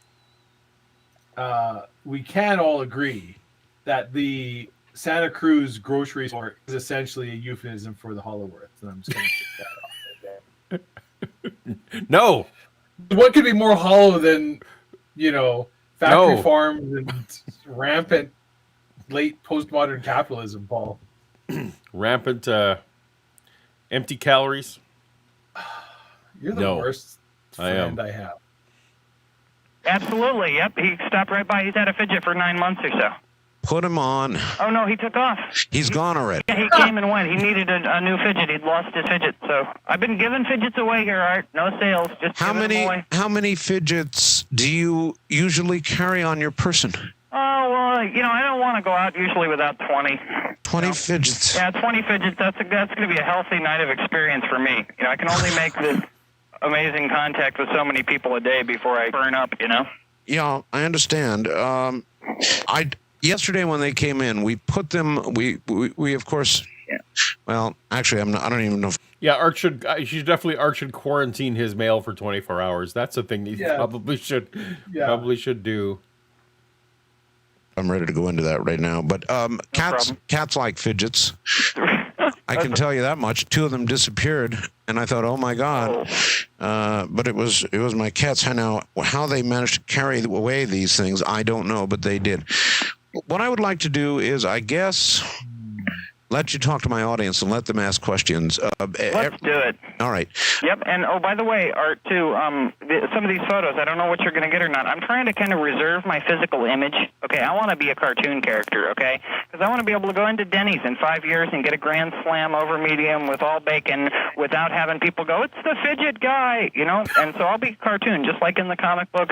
My voice and my persona will always be there. Well, what's going to happen, though, if he sends a picture of you at the phone there? Yes, Dave? Your thoughts? Grand Slam over versus Moons over my hammy. I don't actually even...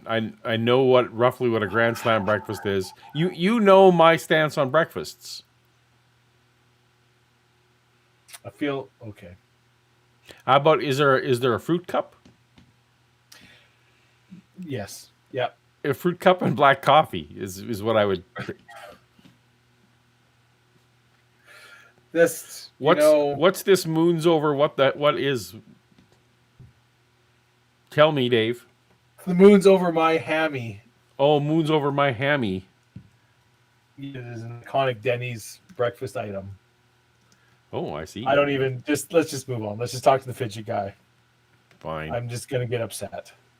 No, we had him take a picture of my hands and the phone, and we had him take pictures of, so that my physical form could be, it's like, I'm not afraid of it, Art, but the thin place of heaven right there on a plate, Paul. Look at that. That's America. That's America on a plate. I do have a whole show called Ham and Egg News. You do? Yeah. You think that this would have come to my attention somehow? You're woefully ignorant about anything that doesn't involve programming and the Dead Sea Scrolls. You don't want to. Did I ever tell? I must have told you this story. You were probably the first time I met our mutual acquaintance who founded a comic book company with you. Yes.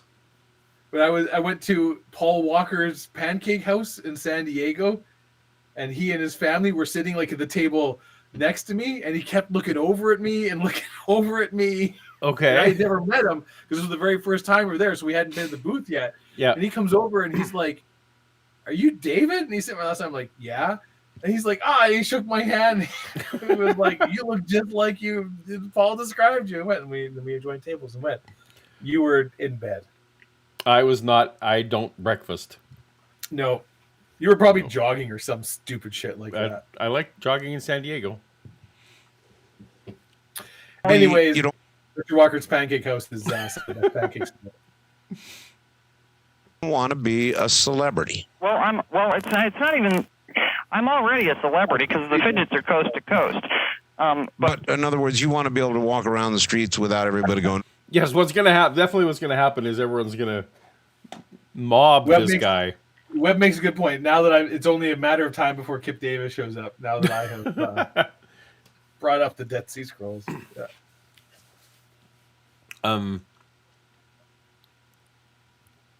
So Mr. Fidget here, he's worried about getting too famous. Yeah, he's worried about getting too famous. Everybody in the world, he wants to be able to go out and be safe. You can't just be posting pictures of me, Art. I gotta. Yeah. Oh no, Denny's isn't good, Vishanti. That's not the point of Denny's. The food's not. The point of Denny's isn't being good. It's like being IHOP. IHOP is disgusting. The point is that it's open. Yeah. And they will take you however you are. Yeah, it's 3:57 a.m. and we all know you probably shouldn't be driving. Let's get you some pancakes and coffee. That's right. Yeah, hang out here. Yeah. And you know what? Want some pancakes and nachos? We can get you all of that. This is Denny's. Yeah. You're covered in dirt and glitter? Come on in.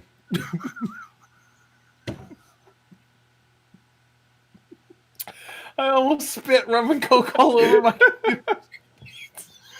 covered in dirt and glitter. That's perfect. That's so perfect. Oh, I'm fucking stealing that. Ooh, the fidget guy, right? Exactly, Art. You understand what I mean, don't you? I do. I absolutely do. Believe me, I do. So it's like the foresight of that is like, well, I'll be prepared. Of course, you know that my fax machine is burning up with people wanting to know where to get fidgets. Oh, God only knows. Well, here's the thing, Art. I feel like if anyone has a fax, Art gets a fax, that would count.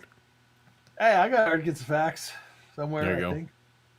Art has a fax. I've been trying to make this happen for 6 years, and I've made every one until my hands are sore, as many as I can every day, and I have had a demand in excess of supply since the very moment I made the first one, and it went away from me within a few moments. So the fact of the matter is, if you had a landslide of fidget orders, you probably couldn't even meet them anyway, could you? Yeah, I got several thousand in stock right now, but it's going to take some doing. Here's what I'm going to do, Art, is I'm going to align myself with some kind of company. Whatever company gives me the best offer to produce and distribute these fidgets, okay? I'll let them do it. I'll promote them, but I'm going to the nonprofit sector. I want to see what benefit these fidgets can be for people in traumatic scenarios. I was dropped off by my third set of foster parents at a group home when I was 16 because they were unhappy with my behavior and unwilling to go through what it took to help me. Were you a problem? Oh, Art, I was hell on wheels. The first day of first grade, I skipped school. I'm not kidding. The first day of first grade? Taking a turn, Paul. This is I'm with you. I thought this was going to go, this is getting dark, and this guy may actually just really need some help. Oh, May? Paul, no. Yeah. I got dumped by my third this poor man is clearly on the spectrum in some way. And also, I mean, we can't rule out cocaine. We can't rule out cocaine. No. Yeah. They're not mutually exclusive. This is the guy who is going to corner you at a party and just be like talking about how do you know ants can lift like 500 times their body weight? Fucking these ants, we could somehow corner that and figure out the engineering old ants nest that we, construction. It's like, okay, man, need to relax. Yeah. Absolutely. They called my father in the next morning, and the principal said, we just can't have your son leaving school like this. And my dad said, well, if you can't make it interesting enough for him to want to be here, there's not much I can do to keep him here. And that was the beginning of a saga that spans school in Florida, South Carolina, Virginia, Michigan, Missouri, and Colorado before I was 10 years old. So you don't quite fit into the usual mold. Oh, no, I'm definitely an oddball. Admitted. What? Atlantis was mentioned early in the show. You know what? Go ahead, check it. Check Atlantis. That's fine. Yeah, it'll come up again. Sorry, Paul. We cut you off. Yeah. All right. East of the guy. Hi. Hello there. I'm sorry. Goodness, I'm so surprised. I'm listening to. Just turn the radio off. Yep. Just turn it off. I'm listening to his philosophy. What is his philosophy? I'm not. Well, let's ask him. I don't know. What's your? That's. Let's just let him have. Yeah. It's like a speed dating situation of some sort. Okay. Yep. So here we go. Philosophy. Yeah, I did. I told him, and he said that, that was a digital photo guy. Okay, come on. The lady is asking. I understand. Yeah, my philosophy.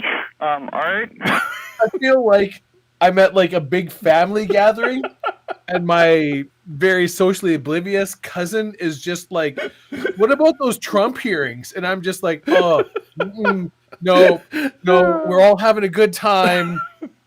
Oh fuck! Here we go. Right. Or in Canada, the Trudeau, or it's like, yeah, what about, like the whatever native settlement for whatever, and it's like, oh, well, all right, I guess we're done having good times now. And someone called in. They heard this guy. There's a guy handing out essentially bike chains. It seems like he's handing out segments of bike chains to people in parking lots. Yeah. Let's get a philosophy lesson from this guy. Yeah, and it's just like clearly. And meanwhile, he's either actually talking to other people in the parking lot, or he's pretending to talk to people in a parking lot. Oh, that's right, Michael. Everybody needs to hit that like button. Smash that like button. Desecrate that like button. God damn it, people! If you don't like us, right. I'm gonna take it personally. I don't care, but Paul, he's a sensitive boy. I need my philosophy lesson. I want to hear Mr. Fidget's philosophy. Just as a what a general question is that? Hey, what's your philosophy? What's your philosophy? Paul, it's have a good time. I would like to subscribe to yours newsletter. I would like to. Your ideas intrigue me. Boy, I told you this on my very first call I ever called into your program. I called in under the alias of Sam, and I told you that I really felt that if everybody in this world would just leave each place a little bit better than they found it, the world would be a better place to live in. That's my philosophy, is take responsibility for your own actions. Don't expect somebody else to clean up after you. And if you put that little extra bit of effort out, you'll be welcome more places than you can possibly get to. That's my personal experience. I believe... Yes, Dave. I have this revolutionary idea. If everybody in the world left the world a better place than they found it, the world would be a better place. Well, you copied that from the Fidget guy. Fidget guy copied it from me. This is the first anyone's hearing of it, and that's why he's so famous.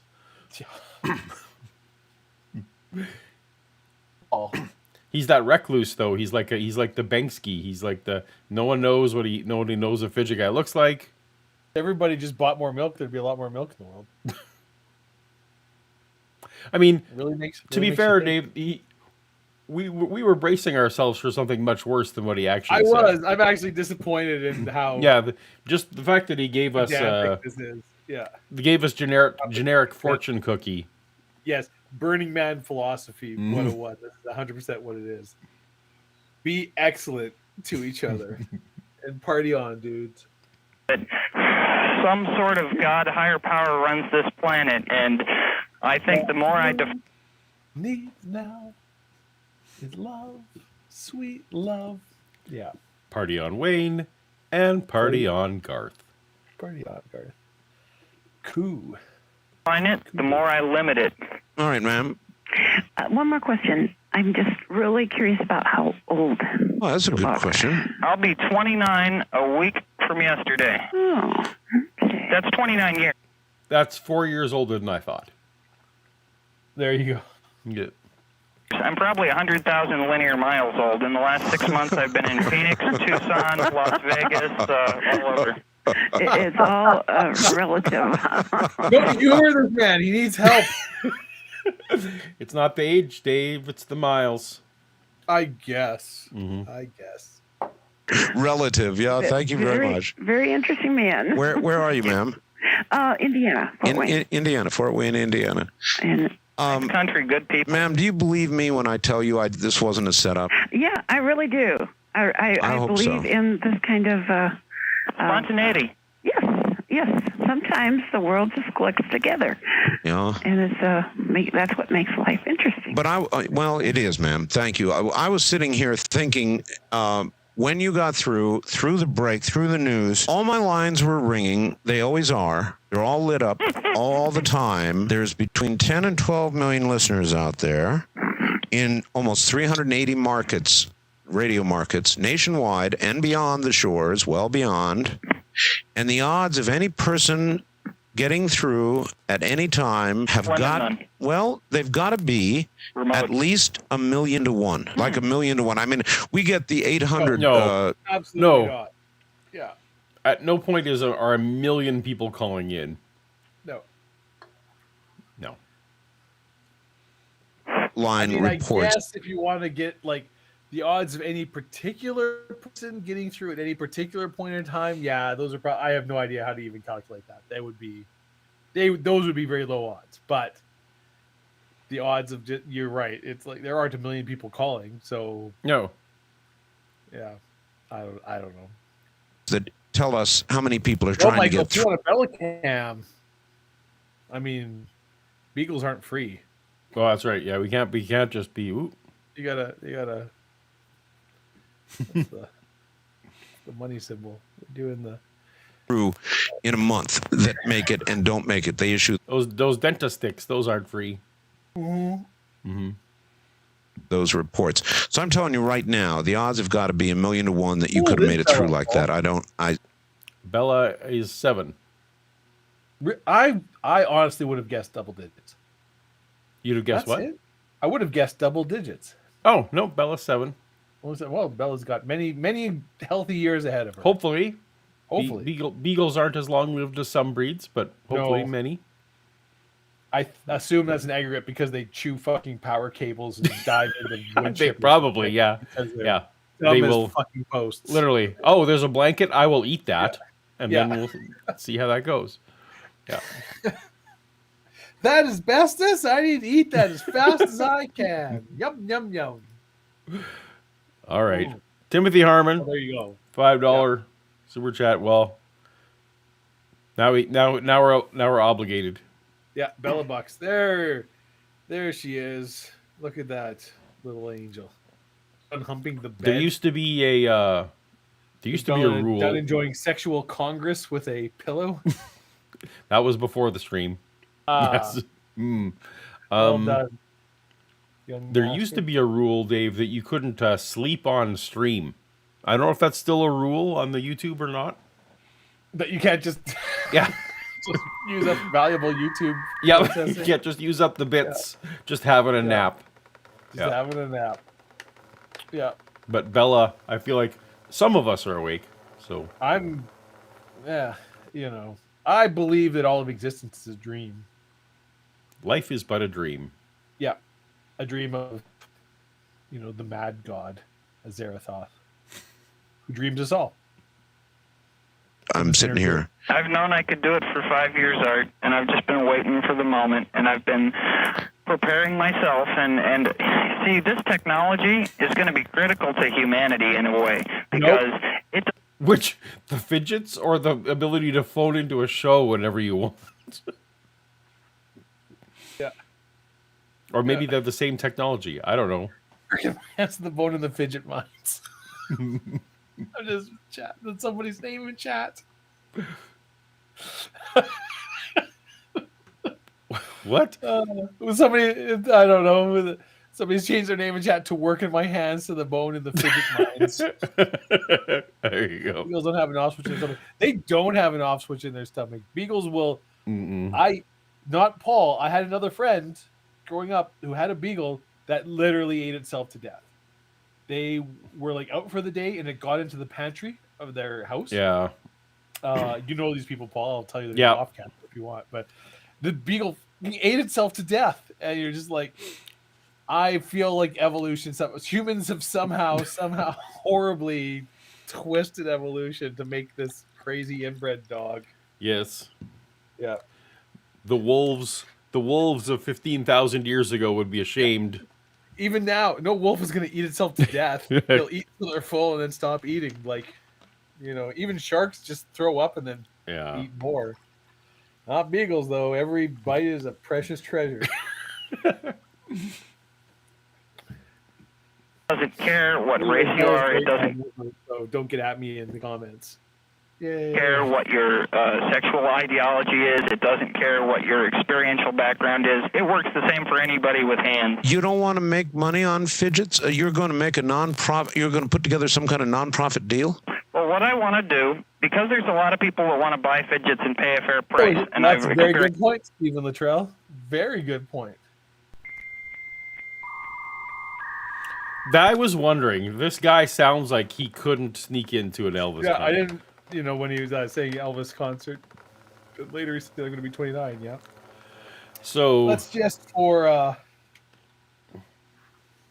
Elvis. So Elvis died in 1977. So yeah, this guy would have been, if he'd been 29 and so he would have been like 6. So theoretically possible.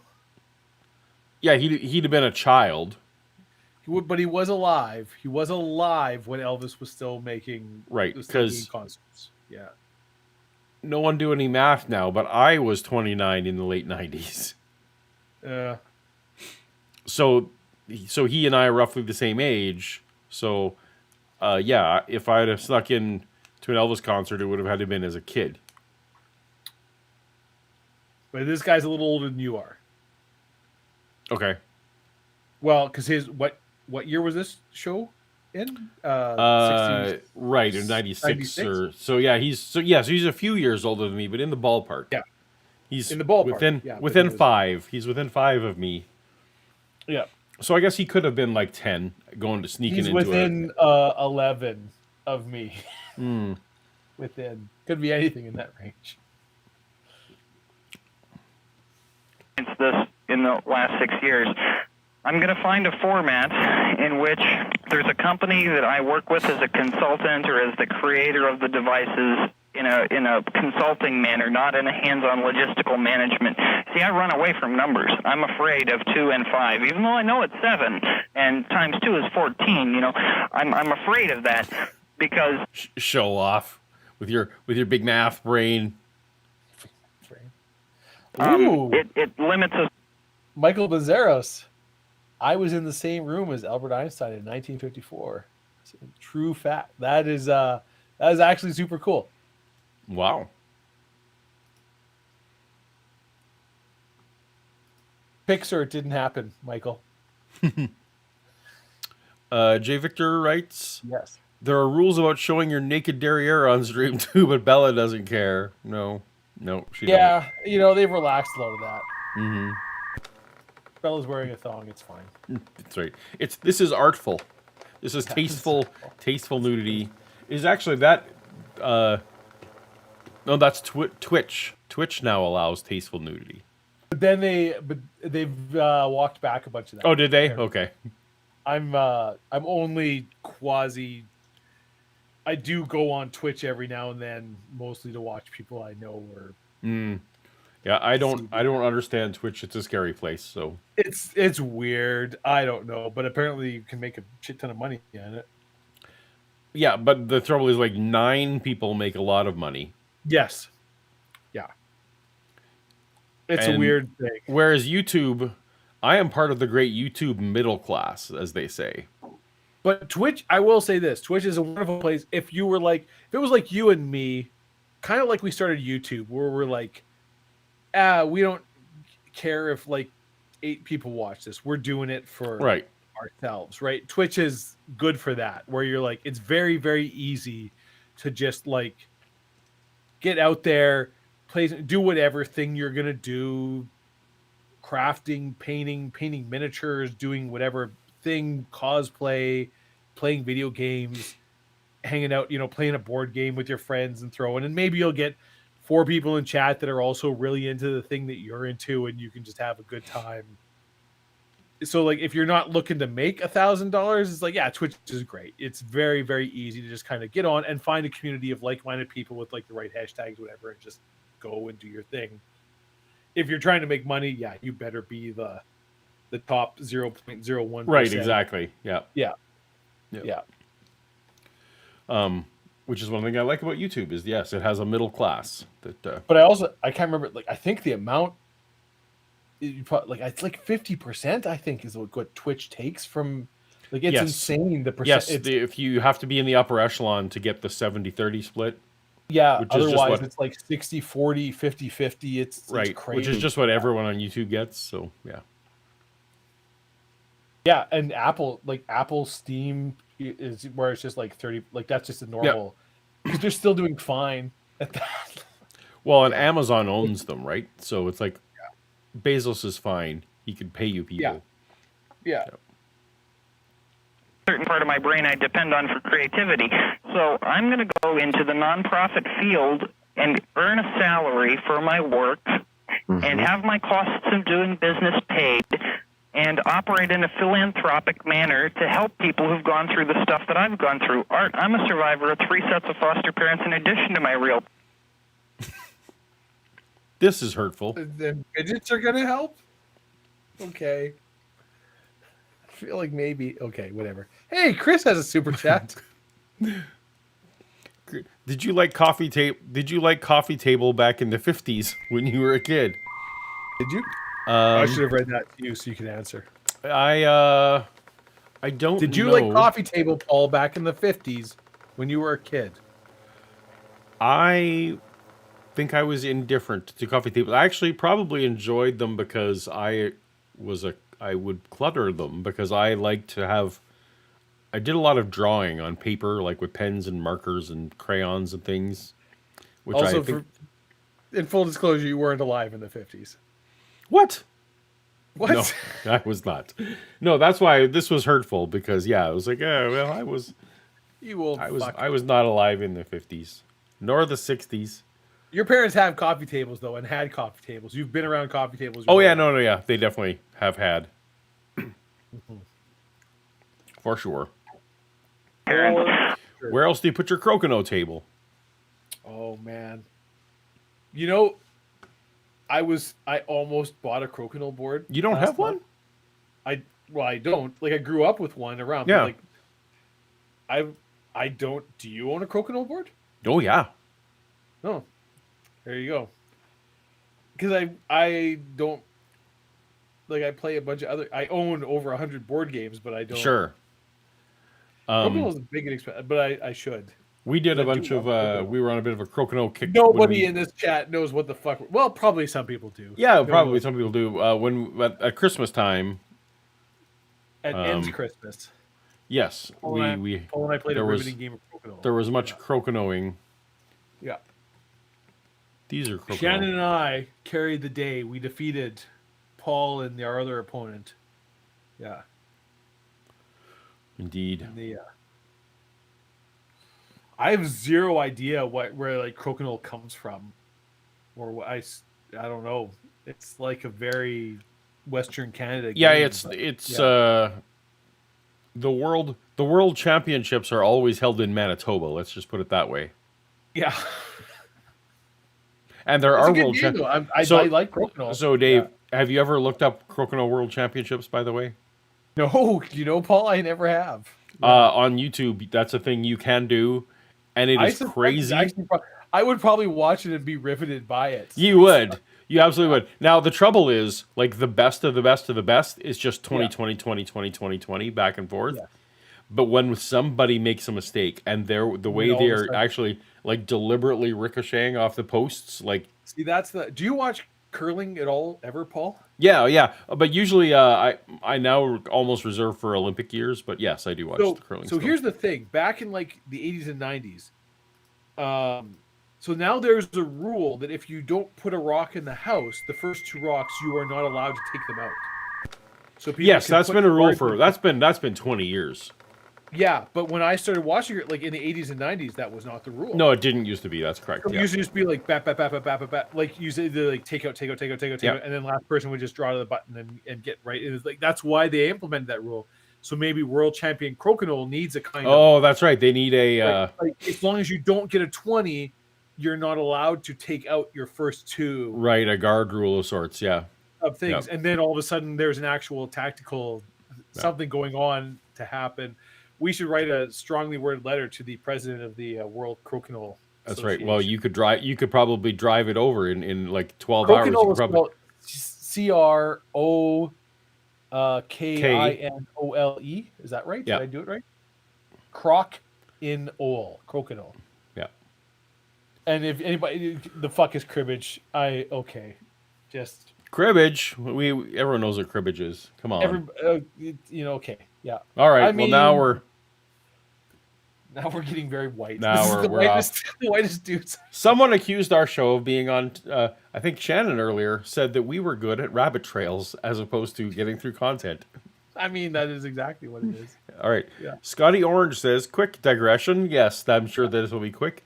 If they ever make an AI Art Bell, Yeah. what do you think would be the low-hanging fruit of topics to take calls on? So they did there was an AI George Carlin in the news this week. I don't know if you saw that. Yeah, I did not, because I'm not a weirdo like you.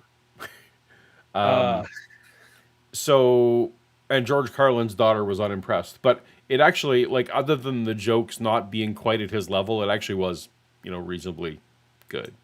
Yeah. What would be the low hanging fruit of topics to take calls on? I mean, it would be like Art was, man, he was a lot about the guests. Like, I bet an AI could be trained to do what Art did. And I feel like certainly an AI could, an alien abduction or like an alien incident of some kind. Like there's vast reams of text on the internet about certainly certain, alien abduction, crop circles. There's a number of topics that Art would talk about that an AI could easily, I think, espouse. Right. So hilariously enough, like you could still do Hollow Earth, you can still do Flat Earth. Flat Earth. You could absolutely do alien abductions. But one of the things, like Art himself was like had no track with Flat Earth, right? So it's like right. That makes it tough. I think there would be definitely shows on the dangers of AI for sure. Yes. Yeah, that would be a good one. That's the low hanging fruit. Yeah, an AI generated show about the dangers of AI. Because Art was very much always into the how will this create the apocalypse, essentially. Yeah. So, yeah, I think that's probably the best answer for low hanging fruit would be AI shows about the dangers of AI for sure. Yeah. All right. I've been on the road since I was 4 years old. I've been on the road by myself since I was 16, and I'm 29 years old. I don't have any answers. I got a lot of questions. I got a lot of experiences. I can give traffic directions in 10 states, But I'm not. No, all right, back to our public here. First time caller line, you're on the air with the Fidget guy. That is enough. That is enough of you telling me things that are too real for me to want to deal with. Yeah. Let's take some calls. Yeah. Because your life sounds very sad now when you start talking about it that way. Isn't selling us any. Well, I have a comment about Dr. Lockwood. This is Bill from Cleveland Heights, Art. Well, Bill, Dr. Lockwood's already gone. She was fascinating. Let him say it, please. Yeah, go ahead. Okay. Go ahead. She got a lot of her information from an organization in New York City. It's in the phone book called the Lucis Trust. And interestingly enough, it used to be called the for the audience poll. I believe this was the invited guest before who was talking about Atlantis. It was the invited guest talking about Atlantis. So if you want to go ahead and mark Atlantis on your, we're probably getting ready to mark Atlantis here. Yeah. Publishing Company. How about them apples? So you think it's all demonic, huh? Why is it funny? Because she says she got it in Colorado. Why the fuck are you laughing, Art? This woman talking about Atlantis, don't you know that she got her information from demons? Yeah. Right, demons. What are you laughing for? She mentioned the Theosophical Society, which was founded by Madame Helena Petrovna Blavatsky back in the 1870s, which is still in existence today. Well, I ask you again. So your take on it is that and their symbol is the swastika. Swastika, and you think it's demonic? Well, is that accurate or not? You better believe it's accurate. Okay. I make mistakes. You bet your bippy it's accurate. All right. Well, Fidget guy, he thinks it's all evil and not Nazis and stuff. He's not talking about my fidgets. He's talking about this. No, he's talking about the doctor that was on. I'm talking about. Oh, yes. Yeah, well, And the Theosophical Research Society has. Well, Fidget, what do you think about the demonic reproduction?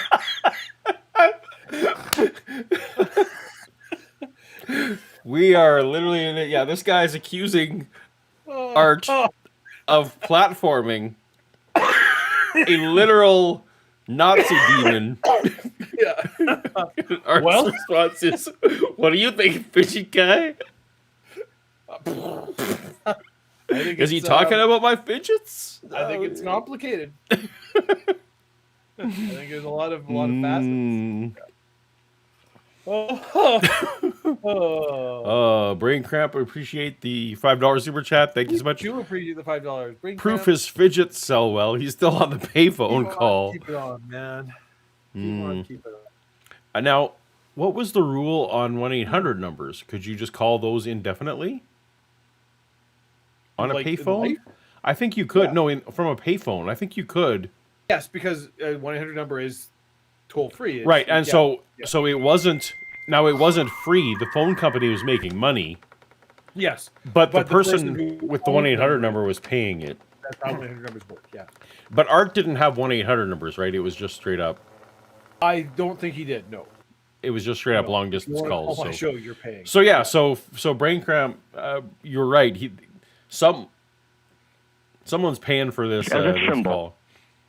Now, I don't know what from Santa Cruz to essentially just outside of Las Vegas. Well, to the west of the Rockies line, yeah, wherever that Art was. was located in Nevada.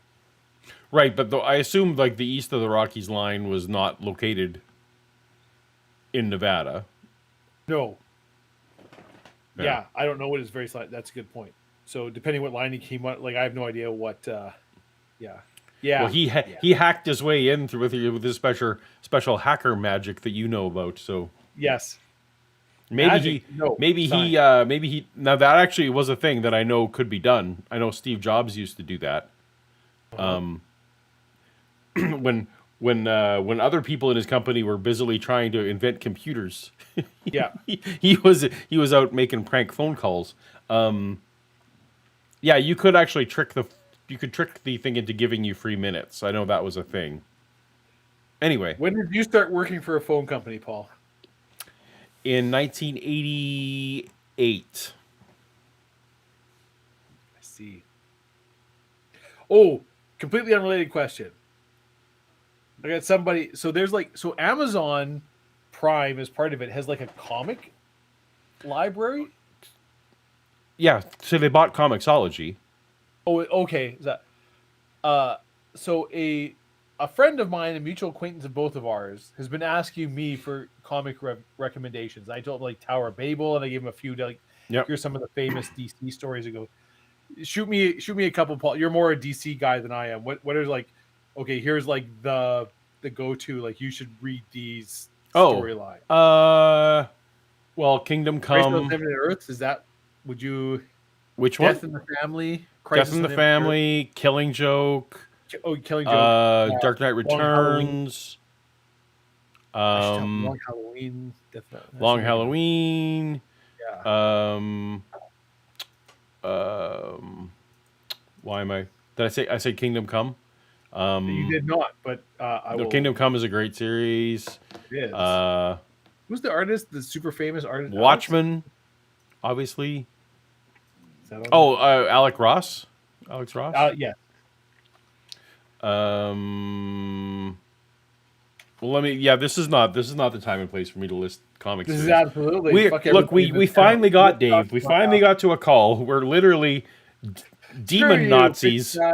Paul and I are talking Demon about- Nazis are on the line, and you want to talk about comics. I want to talk about and you do too. You got into it. But I'm surprised you didn't. Like, I know the founders of Comixology, as you know. Yeah. And work anyway, for they them. sold to Amazon, and for a while they kept the Comixology branding, but now it's just Amazon Comics. So. I didn't know that. Yep. But I'm grossly ignorant of Yep. many of the facets of our world. I don't tell you everything. No, that's fair. A serpent swallowing its tail, and right above that is Sir, hold on, slow up. The fidget guy wants to ask you something. I'd like to ask you a question. Okay, sure. And now, if somebody's behavior doesn't affect you poorly, okay, it may not enrich you, but it doesn't hurt you. It doesn't hurt me. Well, what I'm saying is, how to judge somebody based on anything. You see, everybody is doing the best that they can in this world. Okay, whether that's ridiculous. Well, listen to me for just 1 second. Okay, sure. You got people making decisions. Okay, the guy who breaks in the car and takes the stereo, it's a wrong action. Okay, but somehow in his twisted mind, he felt that was the correct action. That is a central programming error that we need to help people change. Okay, you're talking about Plato. That's basically what you're talking about. Really? I've never read any Plato. I'm a 10th grade dropout. That's experience for me. But that's the philosophy of Plato. Okay, well, Plato probably was a hip dude. Do you think Plato was a good dude? You know what Plato recommended? I didn't say a good dude. I said a hip dude. He said hip. I heard. Well, Plato recommended that deformed babies upon birth be killed. In his book, The Republic. Did he? Yes, he did. Well, Hitler. Sir, there's lots of wrong things going on in the world. I asked you, what did you do today to make a difference in your person? All right. This went weird. Okay. This is awesome. This guy wanted to call in and complain about the Atlantis lady and her demon Nazis. Yeah, this guy's getting. What have you done to me? He's like, well, and then Dragon Plato. Well, you're believing Plato. He's like, I've never read Plato. He's like, well. The puppet of the demon lady, the demon Nazis, is just doing the best she can. Yeah. She's well-meaning. I'll tell you one thing, Paul. Yes, Dave. It's hip to be square. I don't know if you knew that. It is hip to be square. I had a professor in university, Hewis Lewis, who told me that. Also, so I have not actually read Plato's Republic. I suspect you might have. I have, yes. But I never took any philosophy, but I took classics, various things, so I read it through that, yeah. I don't know if it's accurate to represent that Plato recommended that deformed babies be killed. Don't know. That probably was a thing that came up, but also you got to remember Plato was writing this in. Well, this is the thing. 1500 BC. 2000. I don't remember when Plato. I don't. Right, but you're leaning into where my point was. Is like, you know what? Medical care for infants wasn't great. No. pre-common era. I'm thinking, in general, and I also, as far as I know, that's not what Plato's known for. No, that's not really. That's not the crux of that's his. Not the go-to. That's not his big thing. Anyway. Yeah. In the world. And do you know that? Well, no, he asked you a question now. That Plato was required reading Plato, he's Nazi dead. Germany. Yeah, hold on, Plato. He asked you a question, fair one. Well, we were talking about Plato. Well, but he asked you a fair question. You were talking about Plato.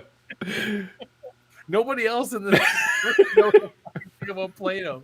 Making this about Plato. Nobody. That's right, because Fidget guys never read Plato. He made that clear. Yeah. That's a wonderful. Would you what is the what would the term for that be, Paul? You know more about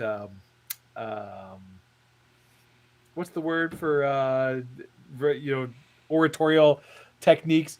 To associate you. You clearly believe in this, so.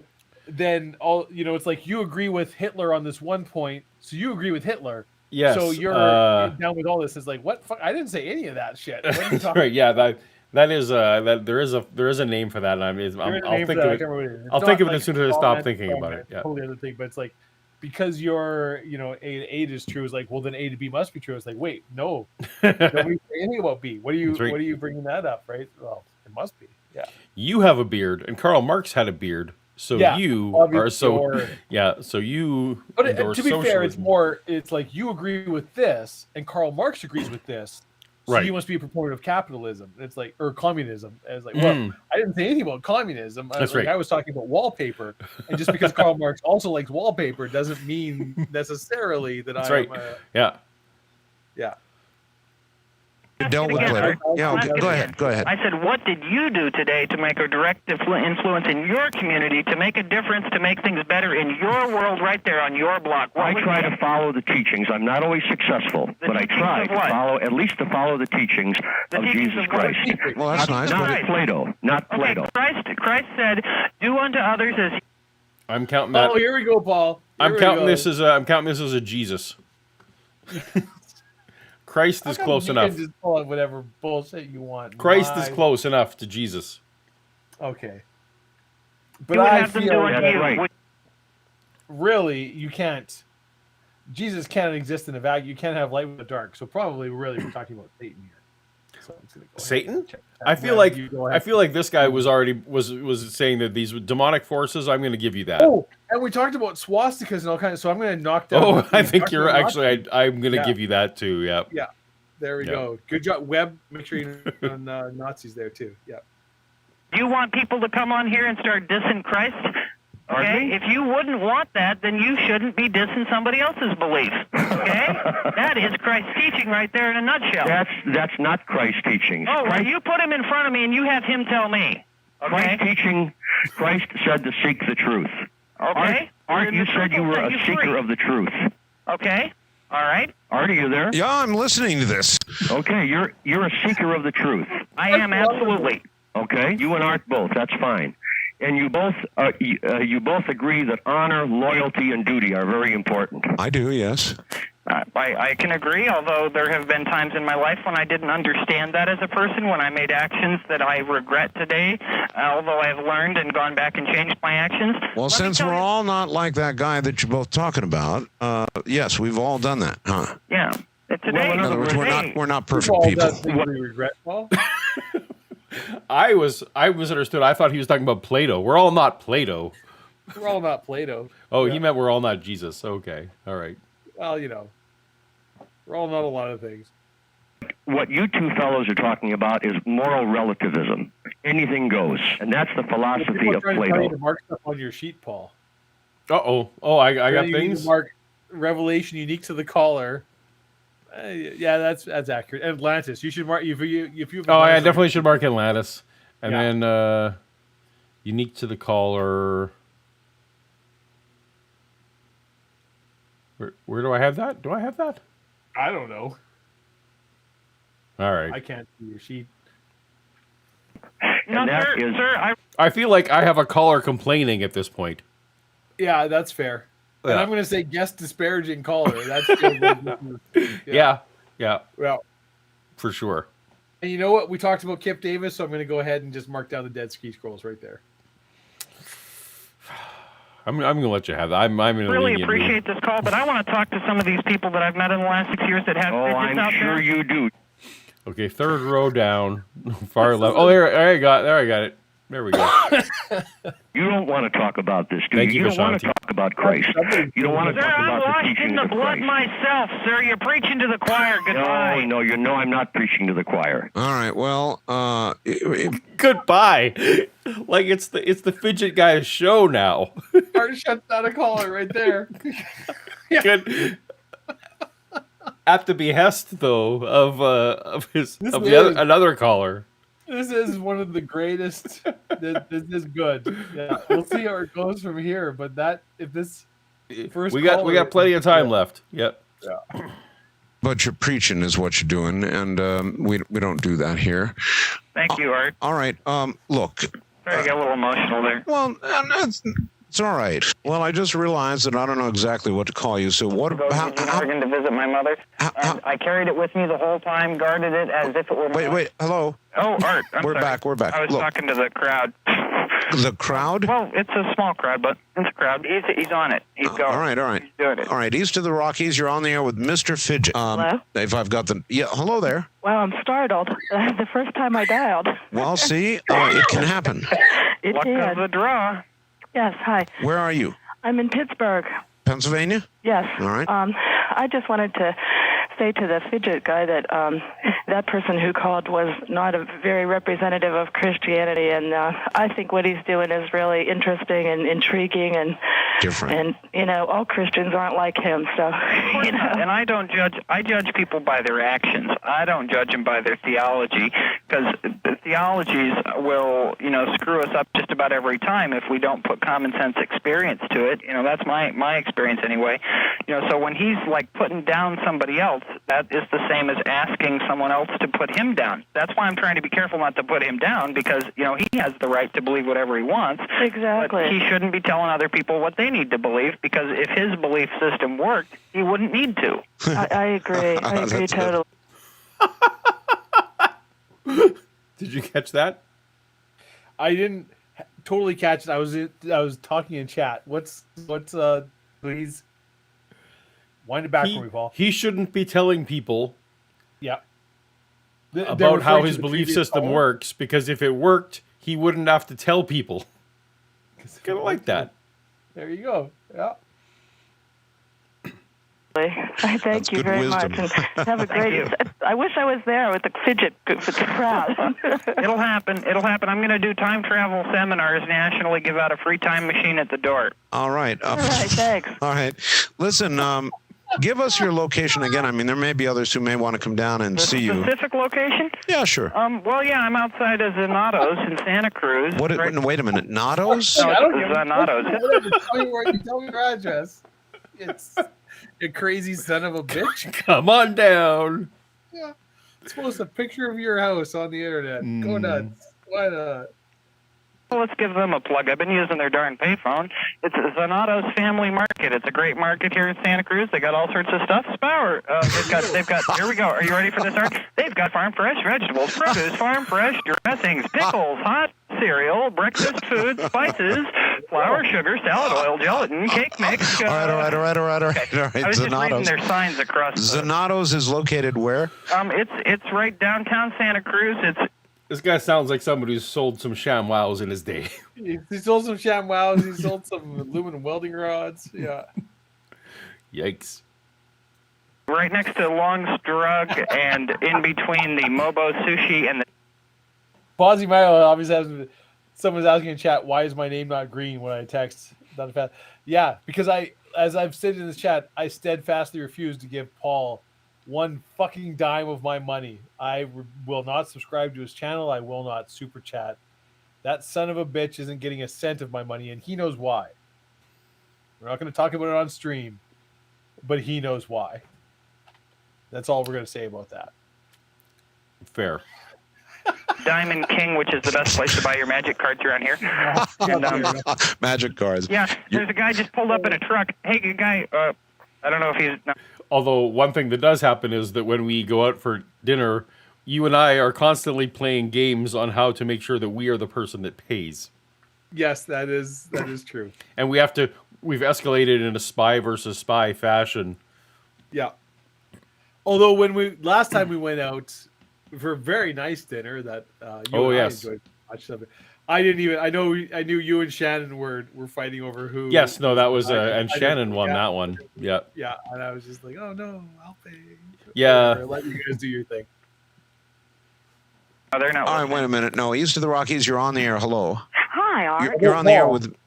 I found a new place. Next time you guys are here, I am taking you out and treating you. I've had an experience. Whatever. It's going to be down the road. But, I'm excited. I'm excited to share this new steak experience with you. Are you willing to do the next toast to toast from a payphone in the parking lot? Yeah, if they had one, I feel they don't. There are still payphones in this city. They do still exist. There's a couple of them. There's a handful. Mostly in certain west neighborhoods. But there's a couple. There's still a couple payphones around. Mr. Fidget. Yes. This is Marcia from Fort Smith, Arkansas. Hi, Marcia. Hi, Art. Marcia. I wanted to say I saw you on PBS the other night. It was super because I have been working on my distant viewing, and I had a pretty accurate description of you physically before the show. Yeah. And all this is new. I've just been doing this the last year. Okay, so distance viewing, that must be on your bingo card somewhere. It is remote viewing. Just it's there somewhere. I don't have it. I think I'm Yeah, but if anyone has remote viewing, that randomly came up. Yep. Most people say to me, "You don't look anything like I pictured you." No, I tell you what. I told my husband, my 18-year-old son, and my best girlfriend what you look like before the TV show was on. Well, that's pretty impressive. They were amazed. What do you think of Mr. Fidget? I am a little ambiguous on it. Well, In other words, you don't know what to think. let me ask you this, ma'am. Okay. If you had been born and showed up in life, and by the time you were 4, your parents hit the road, and by the time you were 10, you'd been to school in 5 states more than once, and then you had 3 sets of foster parents plus your real parents, and then the last set kicked you out when you were 16, you spent 10 years on the road on the street learning lessons of life the hard way, wouldn't you feel a little bit ambiguous? Well, I tell you what, that almost describes my husband's life. Great minds think alike. I'm just the opposite. I lived in the same house from the time I was born until I got married the first time at the age of 23. Well, you know what? I bet the two of us could learn something from each other because you have the consistency that I need in order to be able to want to show up in this world on a daily basis, and I may have the diversity that you need in order to be able to look at things. This is quite a philosopher. This is quite a philosopher. There we go. Also, just enjoying Michael's trip down memory lane there. Let's maybe keep that story out of the chat, or don't. Whatever you want to do, Michael. That's From up not to you. always the same way. You know? Well, this is very true. I found that with my husband that I'm married to now. We've been married 4 years, and he has opened my mind. Used to, I wasn't just grounded in logic and rationality. I was buried up to my eyeballs in it. And in just a little over a year, I have been opened up to so many different experiences. The powers of crystals, the powers of the mind. I mean, it is just totally mind-boggling. Contact with ETs, which I won't get into that because that's nanny. This is a really good bingo night, Dave. She's It is rattling a good off a lot of shit here. Yeah. You know. All right, well, listen, we appreciate your call. Mr. Fidget. Yes. One question. Okay. Okay, I haven't seen your fidgets. I don't have access to a computer. I am a smoker, and I sit around twiddling my cigarette lighter. Let me describe to you how to get your own darn fidget, okay? Because there's 6 billion people in the world, and if everybody wants a fidget, that's too bad because I'm not going to work my fingers to a bloody stub making fidgets. We're going to work on a way to do it. All you got to do is go into the bike shop near you and say, hey, look, bud, I need some bike chain. I want 1 speed bike chain. I want 3 links. I want 2 roller links, and I want 1 pin link, please. Okay? 2 roller and 1 pin. Yeah, 2 roller links, 1 pin link, and then all you got to do is get He's giving away the fidget recipe, Dave. Giving away the fidget recipe. He's never I've read a little bit of Google bio on this guy and how him and Art eventually fell out. I don't know if it comes up or go. If you know the story, Paul. I don't. No. So at some point, I don't know if it happened tonight or something. He promises on Art Bell's show to give a fidget to anybody who sends him $5 US, American dollars. Okay. And he does not follow through. Once people send him $5, he sends them no fidgets, Paul. 0. And that is when Art had no more time for Mr. Fidget. Suffered no more. For his, Gotcha. His grift, Paul. That's what we call. He's working the grift. He's working the grift. Con. Yeah. Yeah. Well, it certainly feels like this seems like the kind of guy who spins every encounter into that dollar he wants to make. Yeah. Yeah. 1-inch key ring. Take the 3. That's it. Yeah. Carry on. Links of chain. Hook one end to the key ring. Loop it around. Hook the other end to the key ring, and then put the key ring in the middle there, and you'll have a fidget. Okay, that's a very basic fidget, right? Thank you, ma'am. That's the original. All right, but see, what you sent me, these are far more complex than that. Now, there may be a key ring here, but there are many, many circles within, and little spacers, and it's hard to describe, really, frankly, to the audience. I suppose we can get some pictures up. Yeah. But this is far more complex than what you just described. Yeah, I was just giving her the basics, the first one. And what happened, Art, is as I started taking this bike chain apart, I started saving the parts. And I'll share a little secret. Between the ages of 10 and 13, I had the joy in my life, actually, of living with an ex-division chief from the National Bureau of Standards in Boulder. And he taught me how to fabricate. He taught me in his shop how to use a lathe, how to use a drill press, how to use the rip saw, how to... National Bureau of Standards. Yeah, he was an incredible fabricator. The man could make anything to any specifications. And so I learned to make things real young. And then as time has gone on, Art, most people look at let's see here. I'm looking at this payphone. Most people just see a darn payphone, buttons, and a receiver. Well, I'm looking at how the thing is attached and the rivets and the screws that hold it together and how thick the plexiglass is and what the mill of the vinyl is. That's my analytical mind, and it's a blessing and a curse. It's a blessing because very rarely do I get fooled by an object, and it's a curse because very rarely can I let an object go by without trying to understand it, and especially with electronics, boy. Well, you are kind of a strange person. Thank you. You're welcome. West of the Rockies, you're on the air with Mr. Fidget. Hello. Good morning. This is What does any of that have to do with electronics? Electronics are a whole other thing. It's true. I mean, I get that. The handyman. I've known some. You've known some. Yep. One of our mutual friends' dad is, famous. Like he rip stuff apart and build things and make a thing and do stuff and right. It's like, yep, get that. Good handyman. Your classic. Go. Electronics are like a whole other. That's right. It's like everything looks like a green piece of silicon with some metal on it. It's whatever. Yeah.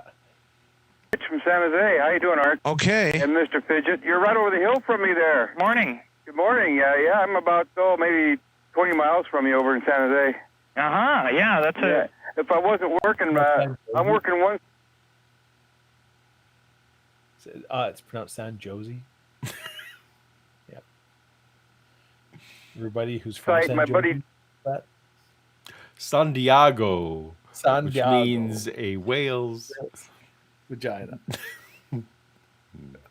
Dean's working the other site, and we're security guards out here. And if we weren't working, we'd come over and see you. But thank you so much. We had a lady drive up all the way from Monterey that showed up here a minute ago. That's south of here. Yep. She drove. It's kind of my old stomping grounds over there. Kind of. Yeah, like Monterey. It's not that far from where I was. Where you were. Yeah. Like I could have got on if I'd have gotten the car, I would have definitely arrived before this little segment was gonna be done. 30 miles to come say hi to the Fidget guy. I was very flattered. Are you out of fidgets, by the way? Yeah, I left. Speaking, I thought of your dad this week, Paul. So somebody was like, they were moving from one town to another and had that's U-Haul van. They're like, and they have like a 2-bedroom house going. They're like, oh, I don't think everything in my house is gonna fit. And I was like, I know who could make it fit. Like I know a guy in Saskatoon who could absolutely. I remember when that van showed up and there wasn't a wasted square inch.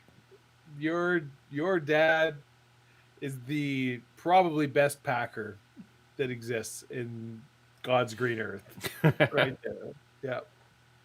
That was uncanny. That was I don't know how long was spent packing that van, but it was that was a feat. That was a feat of engineering right there.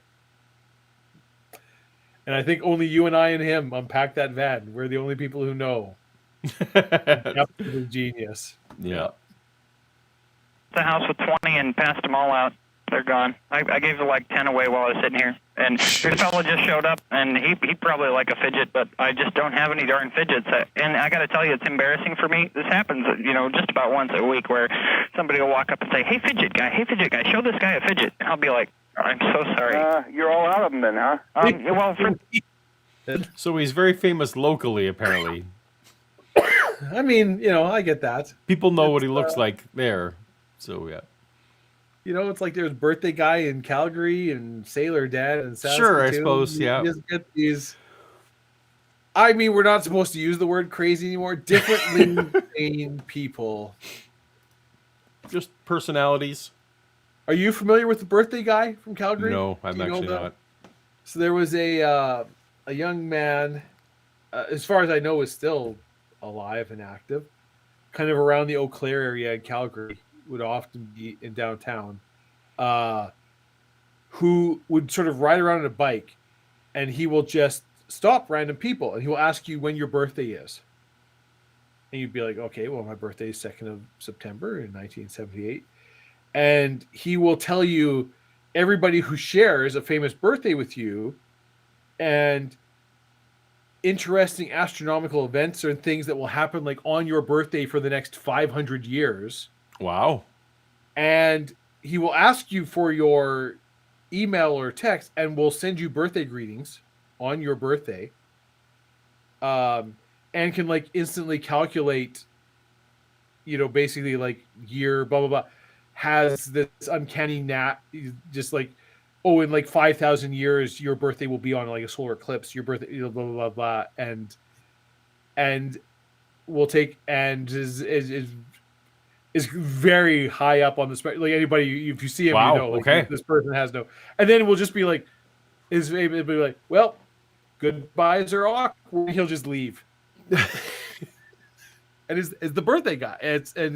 He hangs around downtown Calgary and is just like this sort of famous. Anybody who works in downtown Calgary knows it's like, yeah, it's the birthday guy. He'll just come up and and he's harmless and nice, and but he's just this guy. And Wow.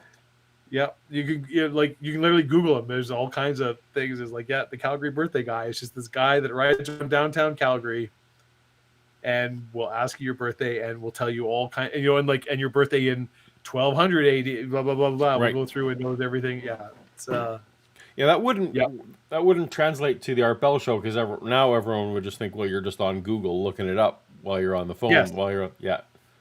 That needs to be But something so demonstrated live. I have met him live. My sister has too. Like he just can do all of this off the top of his head. Crazy. And famously, like that's just be like, well, goodbyes are awkward, and then just leave. That always is closing. Yeah. Wow. Okay. And I'm just like, okay, yep. We're that's done awesome. here, I guess. Awesome. We're done. Yep. Goodbyes are awkward. Good job, birthday kid. Yep.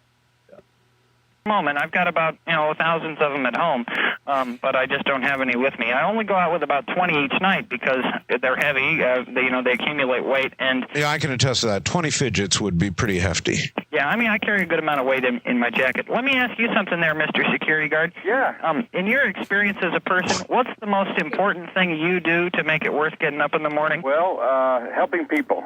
I love to help people, and I give a lot of direction. Helping people. Now we're just. That's not true. You don't think there's a security guard there? Oh, I believe there's a security guard there. That's the caller. I don't think his main motivation in life is No, I don't think so. No. Yeah. I like paychecks and beer. That's what I like. Yeah. Yeah. And give people a lot of help here. And I help people even on the street. If I see somebody stranded, I'll stop and help them. Amen. It's people like you that hold the world together, and that's what all the people in the world that think they know what other people need to believe have to learn, is that sometimes you just have to ask, and we do. Any thoughts there, Paul? Have more similarities than we have differences, and until we can get over that. Sorry, my earbud fell out, and then did that make the thing pause? It did. Yeah, my bad. You have very small ears. Did you hear what he was commenting on? What? No, I missed it. Essentially, it's like we have more in common than not, and sometimes people just believe different things, and we just have to learn to accept that. Well, I mean, yeah, no, I don't agree with that. No, I feel like truth is important as well. Uh-huh. Yeah. But that there's a balance. The truth is not always the most important thing in any given situation. So that's not a single greatest virtue. But that sometimes to be virtuous, you do need to be a truth seeker. Yeah, which sometimes involves challenging people on what they believe. Yeah. Sorry, I got thrown off there because I disrupted the show with my physical fumbling. Yeah. All right. I hear you. We're in trouble, until we can get over it. You sound like an all right guy. And I'd like to meet you someday, but I'm stuck here in art. Yeah, we really appreciate your show out here all night. I appreciate your call, sir. Thank you. Okay, good night. Good night. East of the Rockies, you're on the air with Mr. Fidget. Hi. Yeah, I think this whole fidget thing sounds really interesting, but the one thing I'm sorry about is that the confusion over whether or not fidgets make time travel happen. Well, let me take that one, Art. Seems to be some confusion. Confusion over what you claimed and what is actually happening. I need to take a bio break. But okay. Feel all free right. to keep it Fair enough. Yeah. Yep. I'll be right back. Now, actual time travel, I don't have a clue. Okay, I've never left and gone back a year or forward a year, but I have had instances. Oh, yeah, well, this will be fun. I was issued a ticket by some security officers a couple weeks ago. Well, actually, 2 months. It was on the 24th of January, and these guys violated my federal civil rights, and I've got some lawsuit stuff going with that, and I'm not going to mention the business or anything, but the long and short of it is the security guard that wrote me out the ticket was so confused at the time. There were 5 date locations on the tickets that he gave me, and 4 of them said 6247 with a line through it 0. 1970. The only date on the whole ticket that had the accurate date was the court date, which was 1997. I showed up Santa Cruz Municipal Court. You know what? They didn't have a copy of that ticket. The DA had never heard of the case. The records people didn't have the ticket. They didn't have anything to go with the ticket. Yeah, so I'm going to say yes. I think that's a government cover-up. I'm going to go with that. I'm going to say yes for that. I'm also going to say...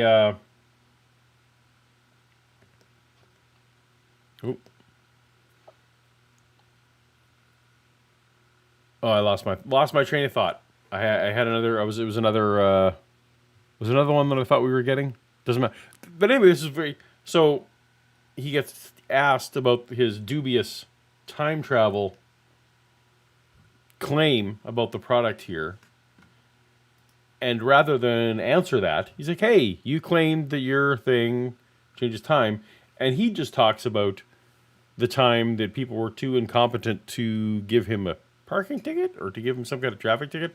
I lost the track. I didn't catch. Anyway, all that to say, it doesn't seem like he is all that genuine. He doesn't seem like he's actually going to forthrightly answer this time travel confusion.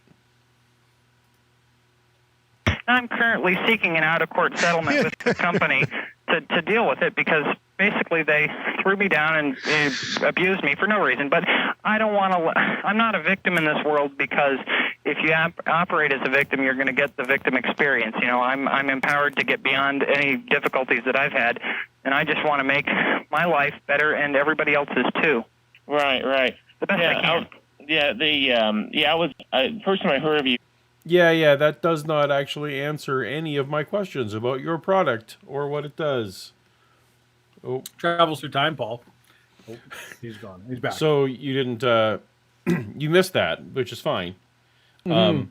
So he's like, "Hey, you claim your product has time travel aspects. What do you have to say about that?" And he went on to talk about a time he was roughed up by some security guards.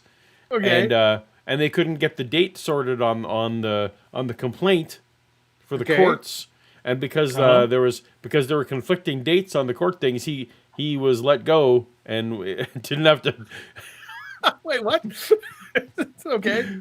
And then, as you should, right? Because the dates have to match on the summons on the various paperwork. Yeah. But that's not time travel. That's not time travel, Mister. That's bureaucratic error, Mister. That's right.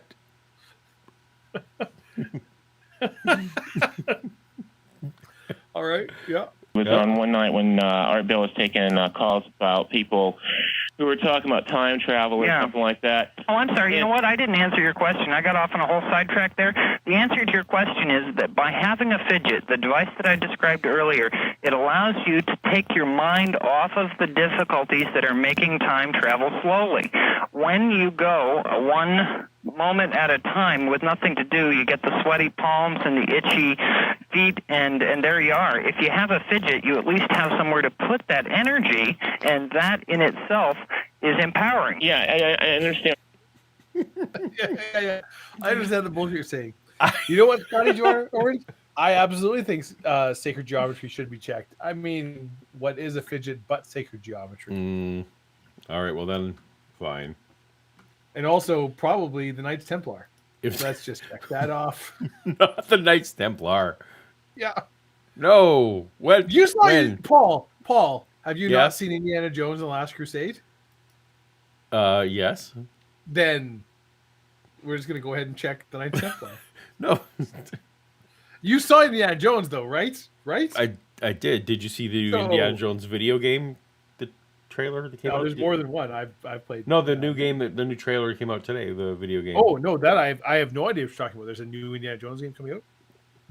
In the circle of perfect circle of something. Oh, maybe. I tried playing a bit ago. There's a Guardians of the Galaxy game that is pretty fun, but it's also buggy as hell, and it completely crashed on me twice. Like crashed, and it's like, oh, your game's gone. And then I was just like, fuck this game. It's too bad, because up until that point, I was having a good time with it. The game is noteworthy specifically because they used Harrison Ford's likeness. Like they had a detailed actual, like they're paying him money, and well, I assume they used it for Dial of Destiny. Well, to an extent. To an extent. Like I had an Amiga 500 Quasimodo. Yeah, that was the first computer my family ever owned. You're talking about the I was saying until you have a fidget, sir, you won't really understand what I'm talking about. Apple IIe, I'm guessing an Apple IIe. Yeah. Yes, an Apple IIe. Nailed it. You Wozniak wannabe. I was. I My first video game system was an Atari 2600. Art's talked about faxes, but he hasn't received a fax on. No, air he talked. I feel like he said the fax machine is burning up with people who want to get orders. All right, well then I'm taking Art. Well then I got. No, I feel like that one. I know I'm the stickler here, but I feel like he received faxes. We just haven't. Good now. He just hasn't read. Well, one I mean, on to be air. fair, the Dead Ski Scrolls, I just took that. That's not. That's not real. Yeah. But the rest of that, I mean, all I need is a Dead Ski Scroll reference, and I'm. All right. Well, it could easily come up given the way this night's going. Yeah.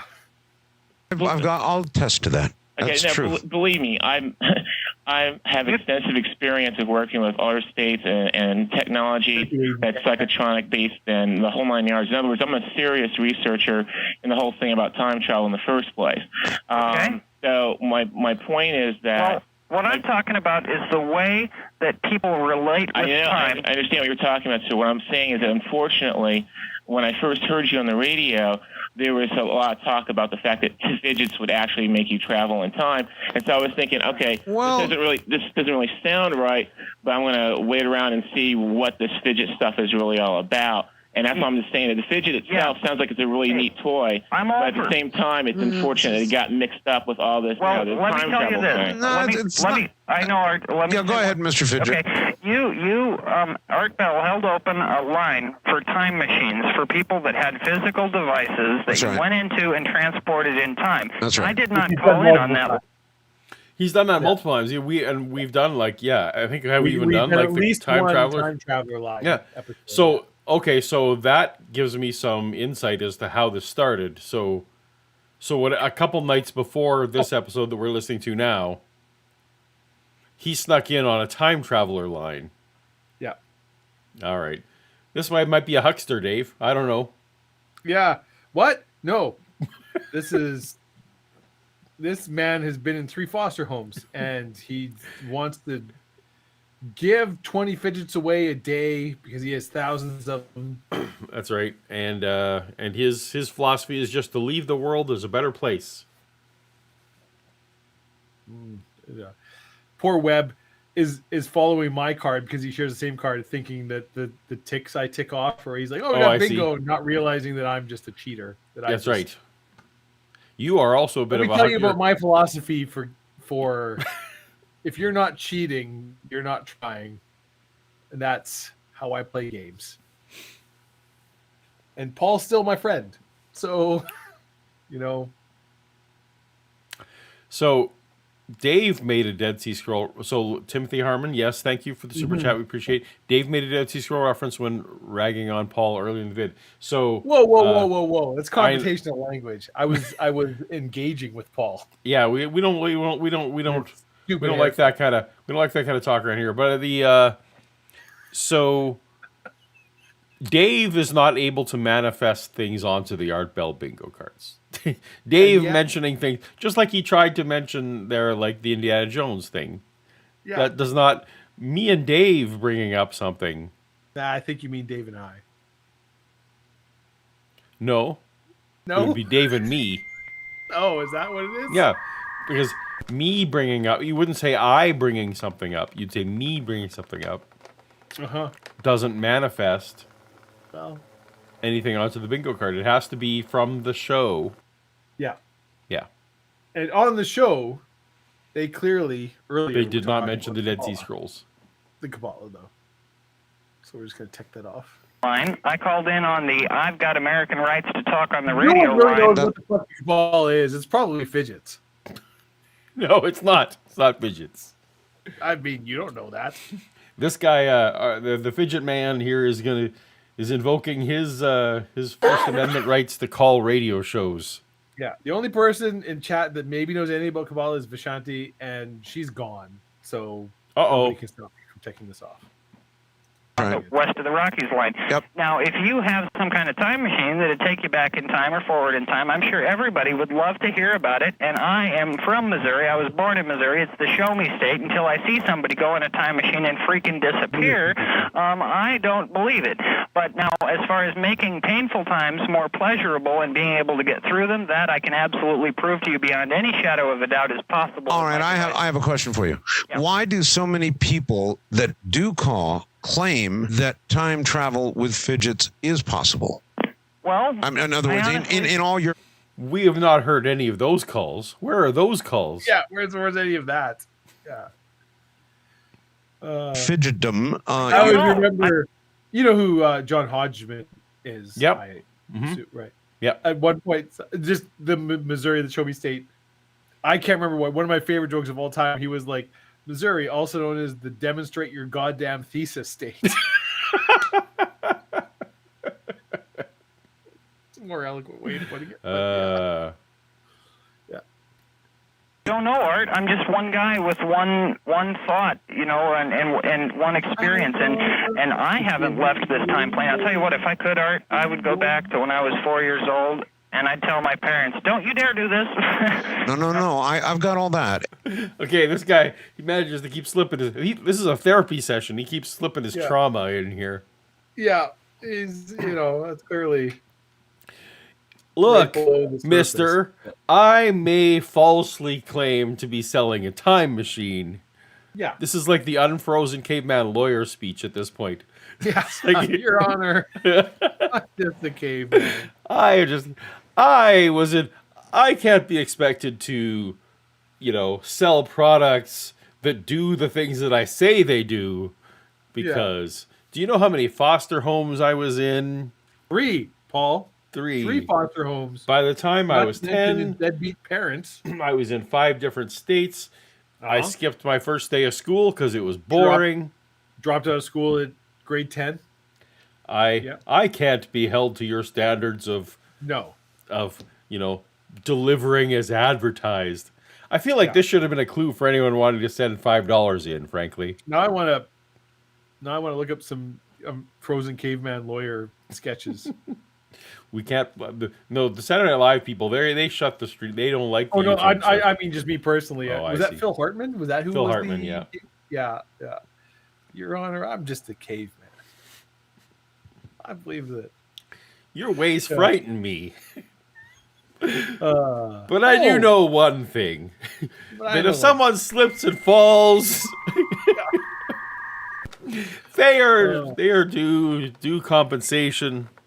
Like there's times I oscillate, Paul, waver back and forth between the opinion that like I am nostalgic. I have the rose-colored glasses that SNL used to be funnier. Mm-hmm. Right, like I'm just remembering the halcyon days of my youth, that heyday. This is the gold, and then I'm like, I'm like, no, it was genuine. Like there's two kind of golden eras in my life, and that was like the Phil Hartman, Tim Meadows, all those, and then the Will Ferrell, Chris Kattan, Chris Farley, David Spade. It's like, no, those were genuinely like.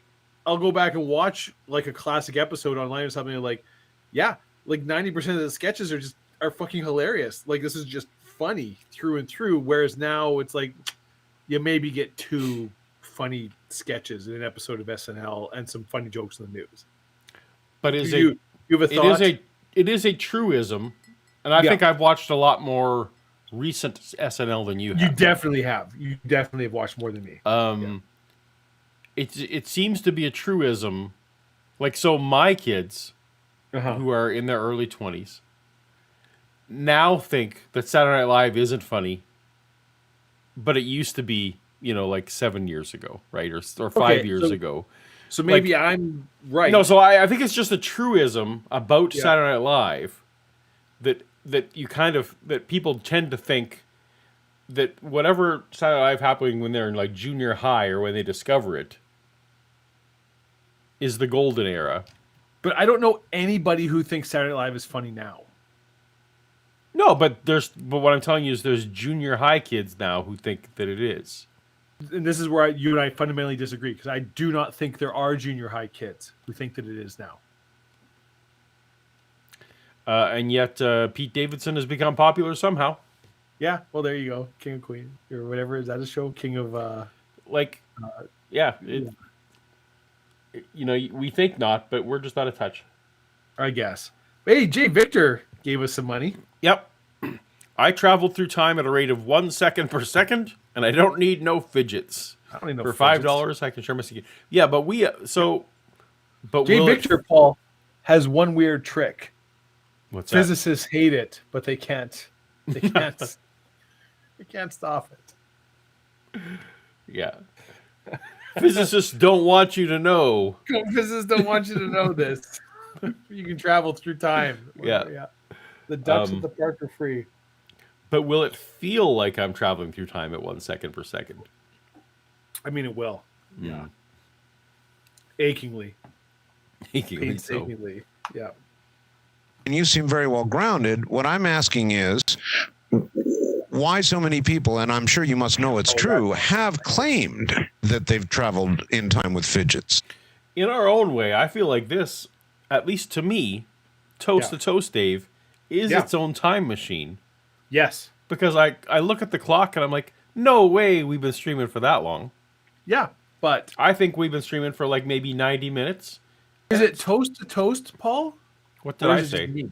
Oh, is it you? Is this the kind of field that I project? No, there's been times I've spent with you that spent like it was longer. Wow. Okay. Yeah. No, that's cool. That's cool. Cool. Not, you weren't necessarily the only person around. There might have been other factors. Yeah, no, whatever. We've been we've been to some Bible quizzing times together. So yeah, everyone was a delight. We went some billeted into some basements where those nights were pretty long. Rule 1, no punching. We'll worry about Rule 2 when we finally get Rule 1 taken care of. True enough. Yeah. No lighting fires in the tea rooms. Eventually, the rule became: if you think I would say no, you can't do it. Yeah. I don't remember if that was your era or not, but That was my era. Yeah. I feel like it might That have was been my era. Yeah. Jokes that literally nobody but you and I No, get. that's right. Yeah. Yeah. Well, it's a personal experience thing, I guess. Maybe, for some people, that's what is available to them. I don't know how the psyche operates. I'm no genius in that matter, but, I know that if you want to anchor your boat and you don't have an anchor, you just punch a hole in the bottom of the boat and it'll get anchored just fine. Okay, that's my level of common sense. That is incorrect. I think that's why I like you. East of the Rockies, you're on the air with Mr. I think it's correct. It might just be bad advice. Yeah, that's it's not anchoring and sinking are very different. Very different. Yeah. Semantics. SCTV was pre Kids in the Hall, Kids in the Hall. Yes. Yes. There's a whole SCTV was not Canadian SNL because it wasn't live, it was pre-taped. I think it was superior.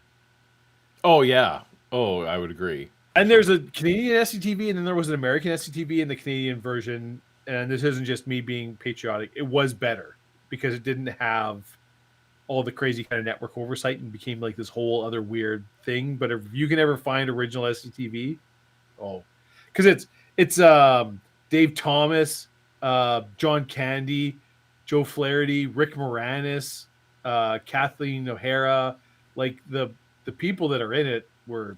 Yeah, everyone on SCTV Schitt's was, Creek. Yes. Yes. Eugene Levy. SCTV was fantastic. So good. So good. Anyways. Hey, Art. This is Karen in Houston. Karen, you're going to have to yell at us a little bit. Hi, Karen. I've worked door to door all through your community. That's nonsense. Timothy Harmon has his own insights. I fundamentally disagree. The fact that we are all consuming quantities of responsible beverages might have something to do with the time dilation effect. Just thinking. Oh God, that's straight rum. That was a terrible mistake. I just made. Not good rum either. Oh, because I'm out of mix. I'm just drinking shitty rum. Paul, what am I doing? I'm making bad choices. Are we? Are we on our? How you feeling, Dave, about the length of the show? What? Are you still in for a bit? I mean, this beer I just cracked. All right, fair enough. Says okay. We got a while to go yet. We can't be at 4 hours yet. I don't believe. No. We're at barely 3 here. So we're just getting started, is what you're saying. Yeah. What is it? 5 in the morning where you live? We're fine. No, it's fine. It's fine. It's fine. We're all fine. We're making good choices. I also have to go to wish to a 71-year-old's birthday party tomorrow. I also do a bio break. So I'm going to. Do you want to riff with the chat, or do you want me to play the show? I mean, whatever you. What do you want to? I feel like you don't want to miss this show. Oh, I could still hear what's happening, but why don't you riff with the trouble? The trouble is if I hit play, you can't hit pause. I can't stop it because you are a Nazi. That's right. Let me control your stream. All right. Will you riff with the chat? I'm going to riff with the chat. We're going to riff. Like a youth pastor talking about smoking. Let's just riff. Dog Fashion Disco. I'm Googling them right now. Oh, right there. Dog Fashion Disco. I'm going to check them out. I am not familiar with them, Quasimeo, but I want to. I have very eclectic taste in music, so I'm excited to listen to them. Yes, that is right, Timothy Harmon. That was the Bob and Doug McKenzie opening theme. Yeah. Is there any rum that's not shitty? Oh, J Vic. Okay, yes. There are many rums that are not shitty. There's some very good rums. Hendrick's Gin, big fan. This is it. Anybody got any questions? We can, what rum am I drinking? So currently I am drinking Mount Gay, which is actually a pretty good rum. It isn't nearly as harsh as some I have upstairs, not here, some Lamb's Navy rum. That is harsh as hell. What do we got? It's too cold to go out and smoke. It is freaking Webb, you missed the earlier part. I'll tell you the secret because if you go back and chat, this is the shirt that Roddy Piper wore in the early 80s was the Panther head. Just Google Roddy Piper Panther shirt. You'll see this one. I am a huge Roddy Piper fan. Loved him. Deeply, deeply love Roddy Piper. All right. Anyone got any questions? I can tell you secret stories about Paul that he doesn't want thrown out. Bumbu, big fan of Bumbu. Love Bumbu. One of my favorite rums of all time. That's a rum you drink without mix. It's so good. Ooh. Fuji's, yeah.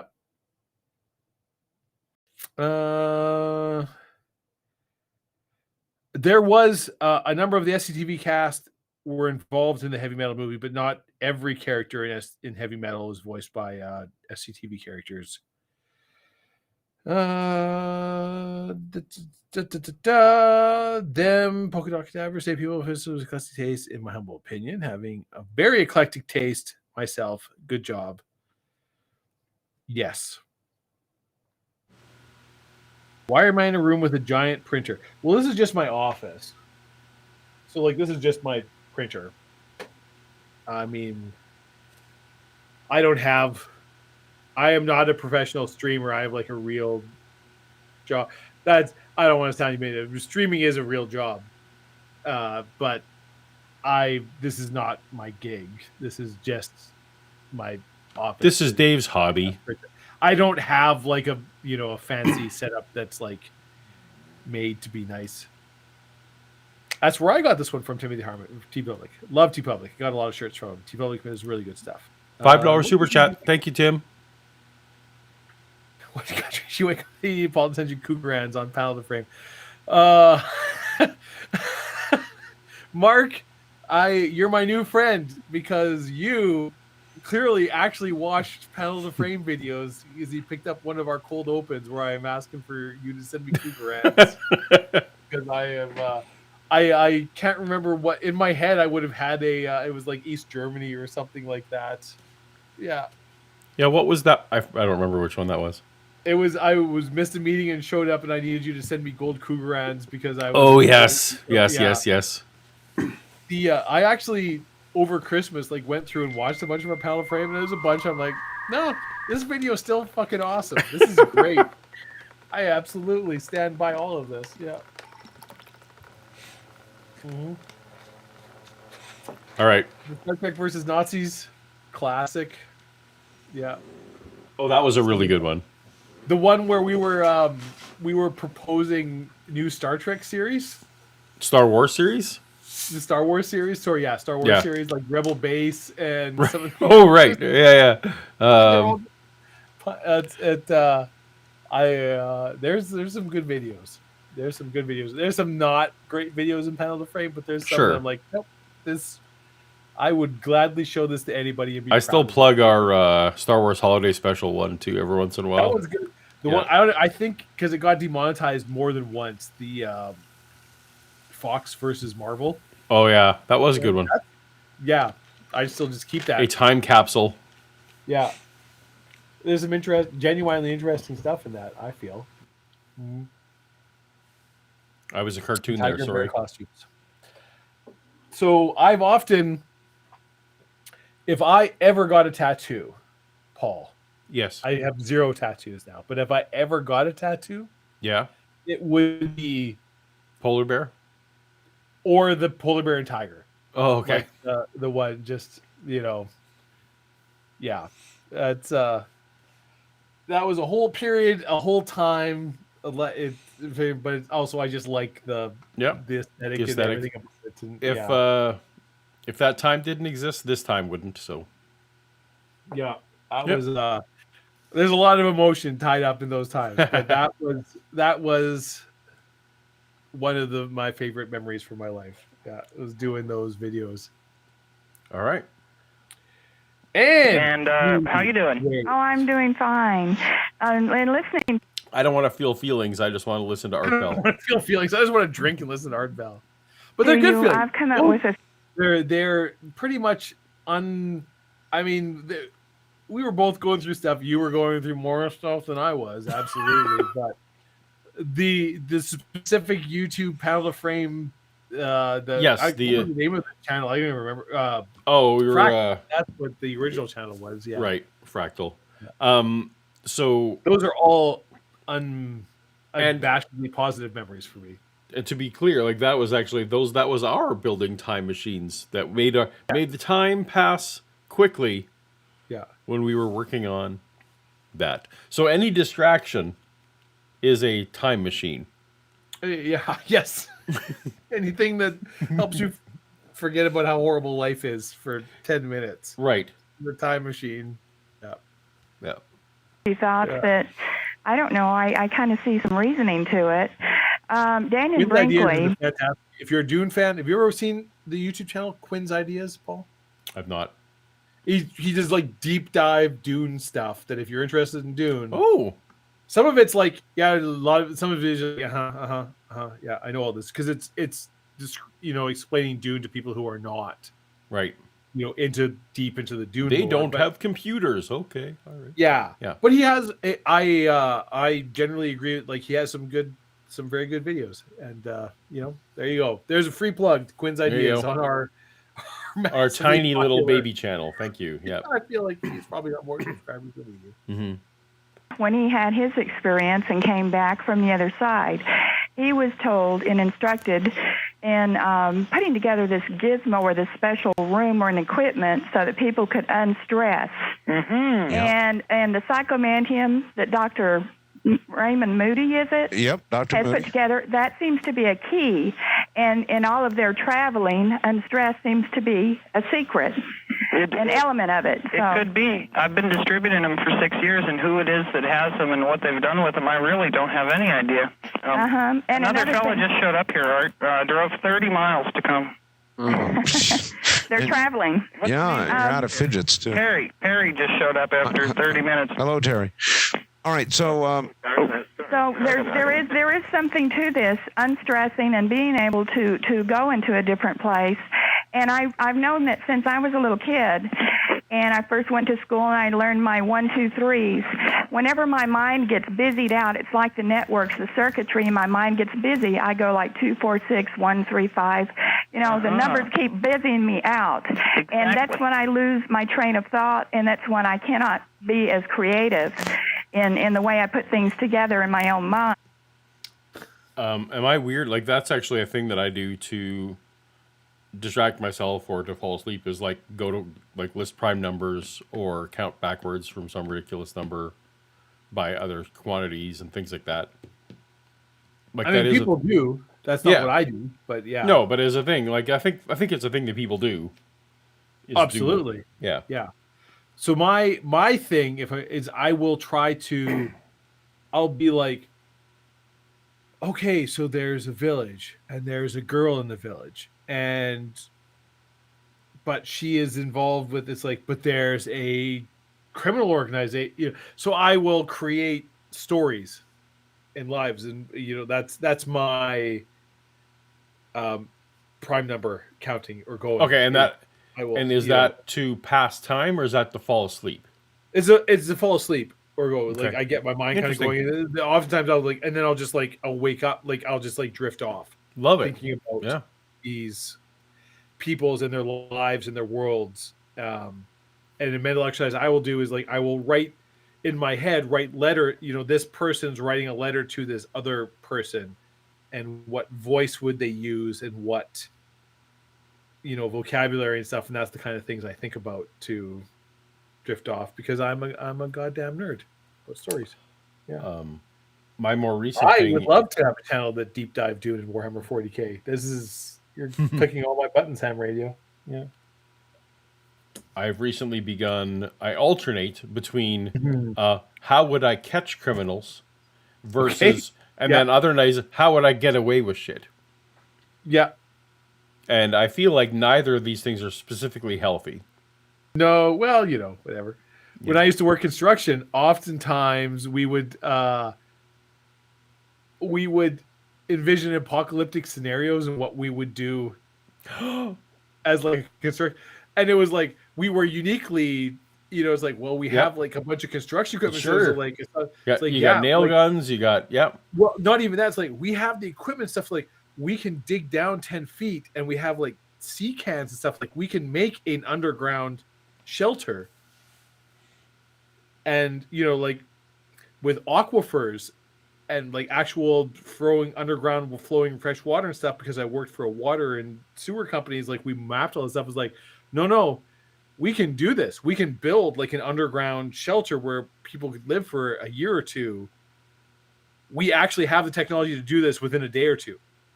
Like, wow, nice. In our crew, because we just happen to have the equipment. And sure, shit, right? Like, yeah. No, we could actually do this. And this is, when you're sitting at working 14-hour days and whatever, this is the kind of shit you think about. So it's like, we'd be like, first thing you do, you got to get to Costco.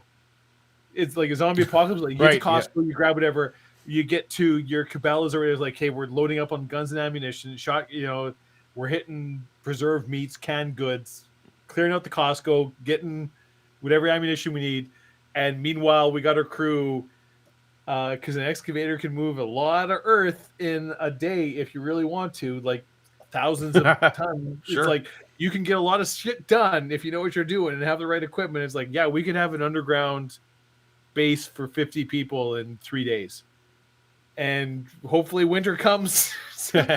we had detailed plans about what to do if a zombie apocalypse ever happened. Everybody, this is your job. I'll go. If Walking Dead happens, no, we're not going to be fucking hanging around like these losers. Nope, we're gonna be the. Mm-hmm. When I was a kid, you had not joined this church yet, but I spent a lot of sermon time as a kid, very bored. We were taught, and I think this was before you joined our church again, that at any time people were gonna start like at gunpoint forcing us to not be Christians, right? That this was a scenario that we needed to be ready for. Okay. And to be fair, like from my Mennonite heritage, this was a real scenario that my grandfather on both sides and like have gone through where, people with guns have come in to do, but that was in like Russia and Ukraine and right. So not in the middle of Canada. No, but in places where like people lived through things where this actually did happen. Yeah, so there were people in the congregation around me that had lived through. So I used to, of course, spend most of my time like, okay, when they come in that side, what am I gonna do? Like, as a what, like a 8-year-old kid, I'm gonna fix this. This is gonna be my thing. But anyway, I remember many a time spent not paying it. I got caught not paying attention to the sermon because I was planning my own Die Hard in the church before Die Hard was a thing. I used to draw flip books in the hymnals. You did not. I absolutely did. That like I did that too, right? Of course, my mom currently. I think lots of kids did that. No, but my mom my classic was a guy who would eat a hot dog. Yeah. My mom caught me. Oh. And I had apparently so we sat in the same row every single time, as a lot of people did. So mine like covered the corners of all the books, and she caught me and she made me erase them all. Wow, those books are expensive. One at a time, like one page at a time, and that is like one of my mom. She mentions it a lot. Like it's one of her, and I'm not supposed to talk about my mom on stream. Sorry, Mom, but it was one of her regrets that she's like, I sure wish I had those hymnals. Like she said, in hindsight, I would have gladly just bought a new hymnal and kept your art that was in there, because we'd just to keep your right. There's probably still at the Alliance Church next to the church you grew up in, which is where up in the balcony, I would sit. Me and some of my friends, we would sit because nobody sat in the balcony, and I would there's probably still hymnals up there that have my flip books in. Ninja fights bank robber. Exactly. Man eats hot dog. There's some gripping narrative tales. So your fidget, what you're talking about makes sense if it can take that extra stress out and unbusy the circuits. I think that's a better answer than I can give, Art. Really? Well, in some cases, I mean, I don't know. Break time, huh? Yeah, it is. Ma'am, thank you. And now back to Mr. Fidget. Now back to Mr. Fidget. Yeah, that's right. Hey, you're still there, huh? Yeah, I'm here. Isn't it getting cold out there or something? Well, now let's give a big hello, Art Bell. Hello, Art Bell. Hello, Art Bell. Yeah, so we got a little group of folks here. Art, people are suggesting that I give out an address. I do have an address. All right, maybe I believe him now. I don't know. I believe him. I think he's in a parking lot. He doesn't seem like the kind of guy who would be able to call up buddies to his house to make this happen. No, like that part I think is absolutely accurate. Yeah. That is, prepared to receive mail addressed to me, and it is set up as a company thing. So, like, if people want to contact me, I don't know how long it's going to be until we've got it all put together. But what I can tell you is I've got top men working on it. Well, all right. Look, well, that's an Indiana Jones reference. Yeah. Quick question, Paul. Yes, Dave. How many Bibles do you currently own? Like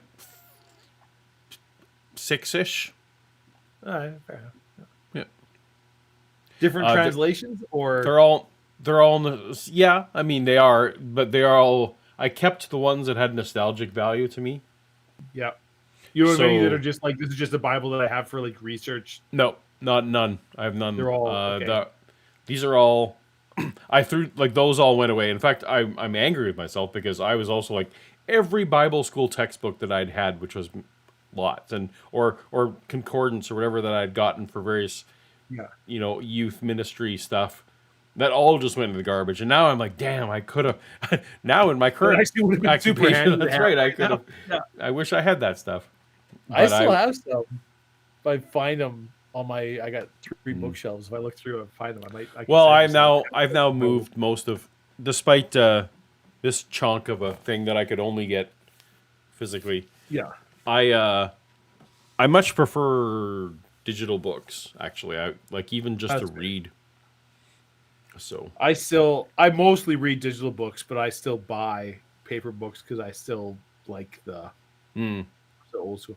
I feel one of my great regrets in life, and I have so very many to choose from, is literally giving away to charity my book collection when I moved from Calgary to Saskatoon. I had over 600 books that I just gave away. For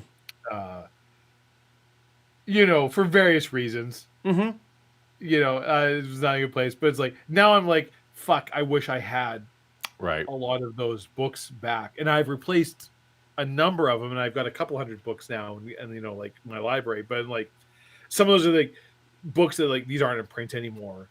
These are, it's just like, yeah.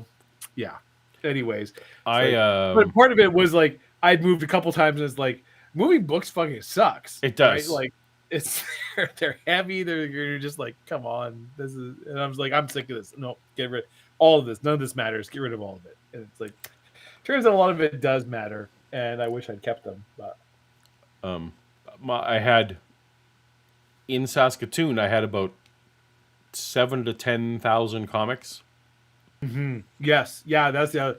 I also I had comics that I've given, like certain ones I kept, like I still have some of my comics. Yeah, a lot of them I gave away. The ones that like my collection and a bunch of my Star Wars comics and different things, like I gave to people that like, and I still know the people and they still have them. Mm-hmm. But huge amounts, I just like whatever. But I don't even feel bad with that. But the one I actually feel really good about was in Calgary. I gave every single Star Wars book I had, which was all of them. Yeah.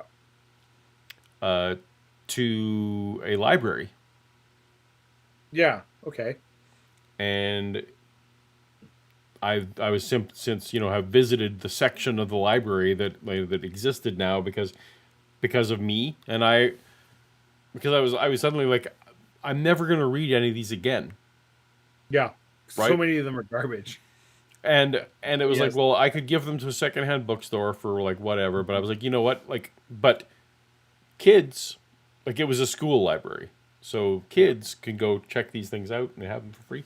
I still actually feel really good about that. That was a good thing I did. That was good.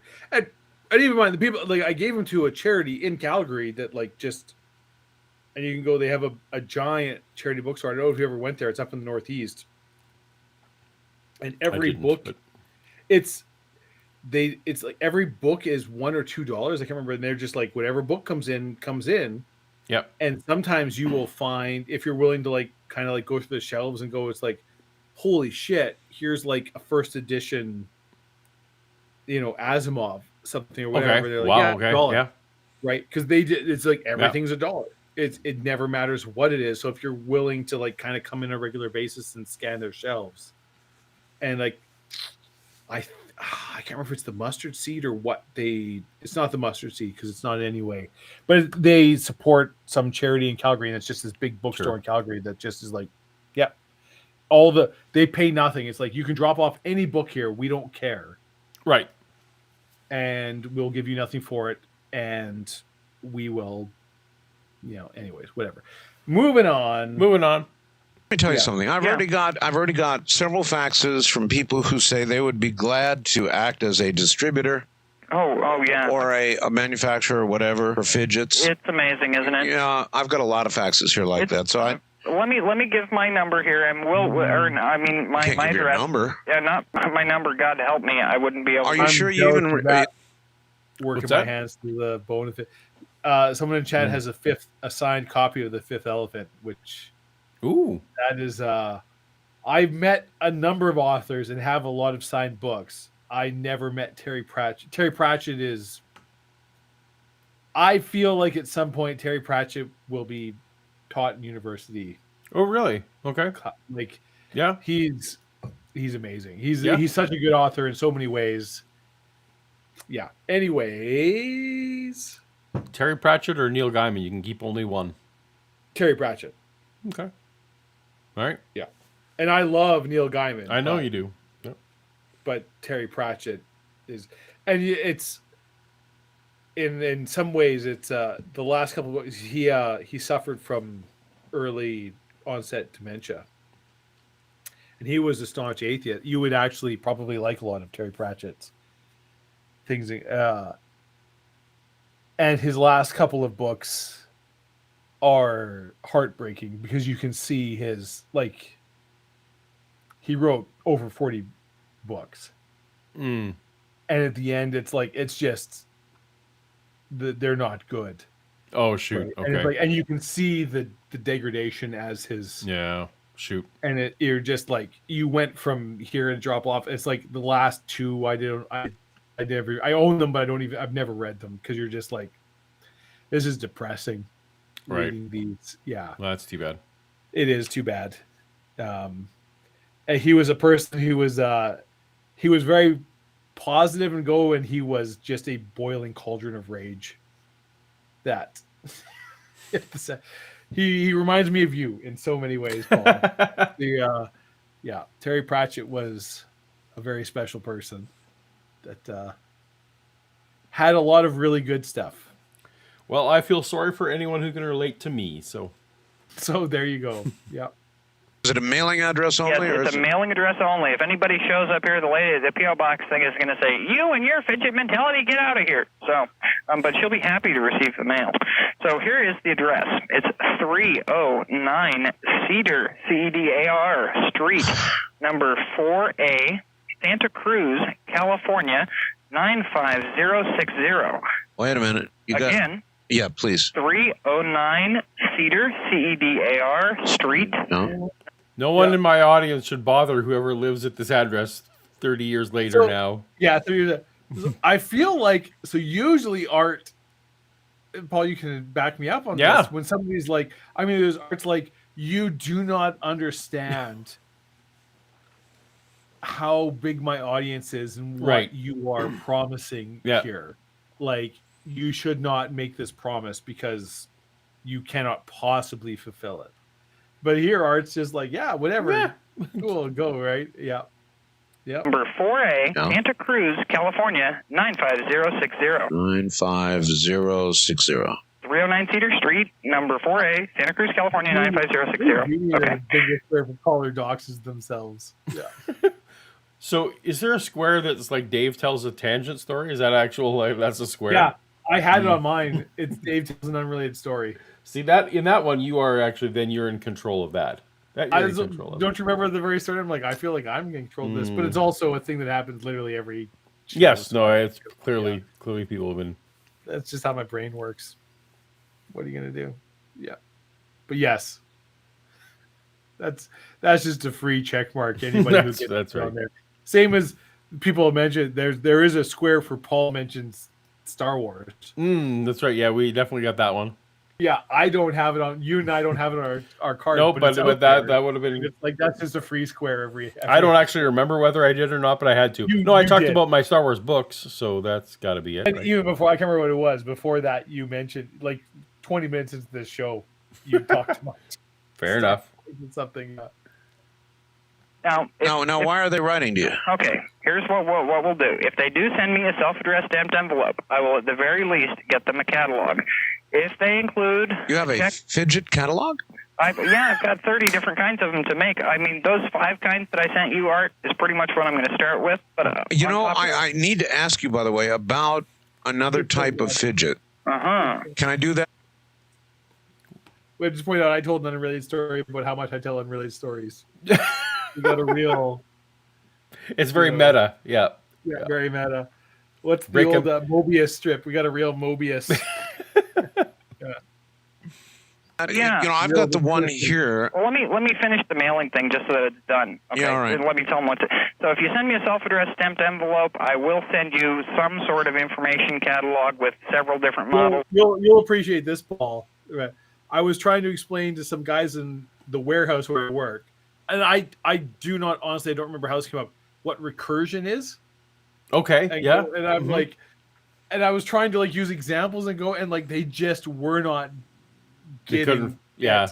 And I'm just like, it's if you do any kind of programming or coding, it's like this is a super key concept, but it's like it's hard. Like, it's like a reference to yourself. You go, and I was trying to use an example of like you wash dishes and like you blah, blah, blah, you throw dishes in the sink, and then you get to the end of the dishes and you're like, now you wash, and like you throw dishes out, and it's which is how it was explained to me by a comp. Oh, really? Okay, yeah, right. It's like where you're like, dirty dish. If there's a dirty dish, like call dirty dish program, dirty dish load, call dirty dish, and then you're like, there's no more dirty dishes, clean dish. Go. That was the example, and then you all your dishes get cleaned, and the self-referential that and object-oriented programming where you're like, you have objects that are objects, and you're referencing the object, and the object you're referencing is the grid of objects that you're just. It's like, don't even. These would be hard to. It's hard to give real-world examples of arrays for these things. That makes sense. Yeah. And even pointers to pointers and like just all those pointers things. To pointers and stuff like it's just just don't worry about it. None of this could possibly exist in the physical world. Just move on. That's right. Yeah. It's a card. You see, the card catalog. It's like if there was a card catalog to where to find the card catalog. Then the fidgets available and the cost and how long it'll take me to get them to you. If you send me a check or money order for $5, I will guarantee that you get some sort of... Here we go. Here's the grift. Here's the germ of the grift. So he's been on. He's been on for an hour or whatever he's been on. Yeah. And I genuinely believe that in this moment, this man, Mr. Fidget, believes that he will fulfill this promise. Right. I don't think he is purposely like so many bright, hopeful Kickstarter or whatever. They're like, I can do this, and then all of a sudden, the actual physical realities of fulfilling these promises set in, and it's like, ooh. And certainly, I highly question that he could be mailing things for $5. Yeah. Yeah, and all of a sudden, 5 million people. Sure. Just like, I can't make that many fidgets. Do you think that he had in mind when he called in an hour ago that this was a long con. I do not. To be on the show. I don't think so either. I don't think this person is a con. Like, I don't think that he thought. I don't think his expectation was that he was going to be on the show all night. And I think it's just the thing is like, oh, it comes like, yeah, I'll make this. And I've known people like this and go where it's like, whatever. Yeah, I'll promise whatever in the moment. And at the moment, well, and 100% believe that I will. Yeah. And to be fair, the evenings get like even now, you're out for drinks and you're doing stuff, and you're always like, yeah, you know what, we should do this every week, and we should and let's people you get kind of caught up in the excitement of what's happening right now. Yeah. A great fidget that you'll never be sorry to have gotten, and I can't say exactly what it's going to be because it depends on what I have stock on hand, but what I can say is I've never had anybody get one of my fidgets and then turn around and say, oh, I'm sorry I got this, because let's keep in mind, we live in a society where you go to a movie for $7. We live in a society, Paul. We live in a society. Art was going to interrupt there, but he didn't. I've never seen Art let anyone walk over him. No, I think Art here, so this is my read on this whole thing. Art is just kind of like realized that he is, in a way, found a golden goose. Like this guy is like, Art's like, I can sit back and have a smoke.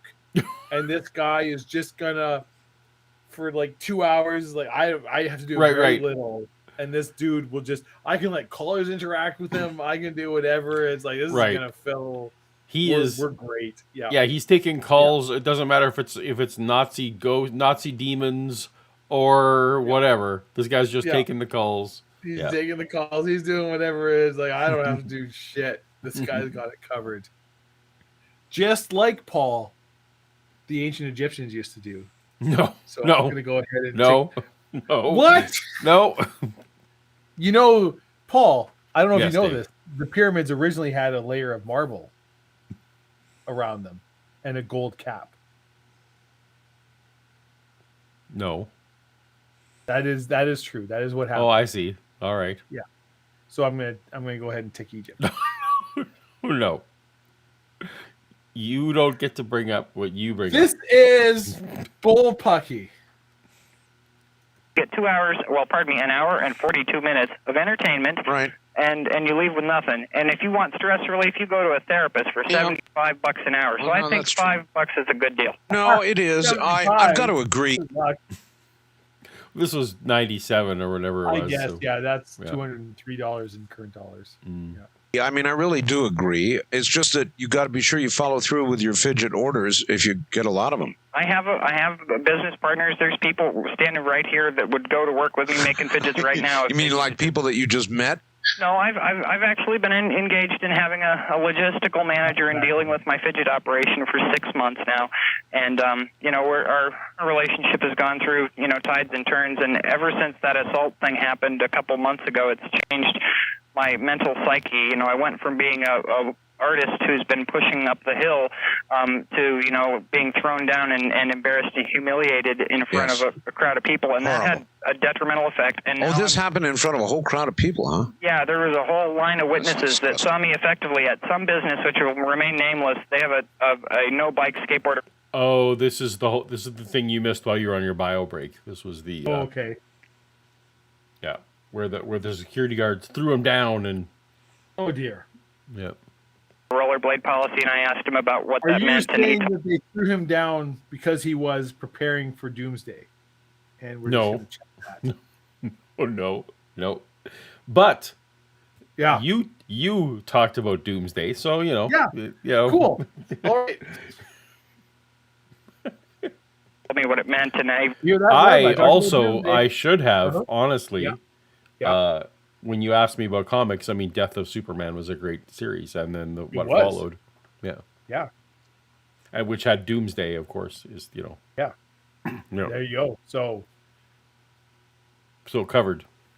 So you're covered. Responded to try to understand what it meant, And then another guy I wasn't even talking to turned around and said, well, if you don't like the policy, you can leave. I said, well, hey, I don't have a problem with the policy. He said, I told you to leave. I said, hey, you treat me like that. You're right, I'm going to leave, but I need my bike. He said, no, you get across the tracks right now or you're going to jail for trespassing. And I said, hey, look, you moron, you can't take my bike. And then they threw me down on the ground. And so I got 4 witnesses that saw me saying... Was this an actual cop or like a rent-a-cop? That was a rent. It was a company security guard. Yeah. But, you know, the thing is, though, he was doing the best thing that he could do. I don't fault that man because he wouldn't have made that decision if he didn't think it was the right thing to do. But in the future, I'd like to see that company have a mediation program. Why would they write tickets in 1970? Yeah, well, I don't know. Or maybe someday I'll send you a copy of that ticket. It's hilarious. Who knows? It was a fluke. Maybe the guy was... I think we all know why they were writing tickets in the 70s, Paul. It was because they wanted to take that money to conduct a series of experiments with high altitude. No. This is all HARP. It's all tying back to HARP. No. No. That's what he's really getting into. Isn't that right? I don't know. I can't all right. What I can say is I like fidgets and they work real good. Well, to try and get... I don't even have HARP on my goddamn... That's right. Actually, you know what? I've been sitting here. I'm a pretty... Here's the problem with HARP. Okay. No.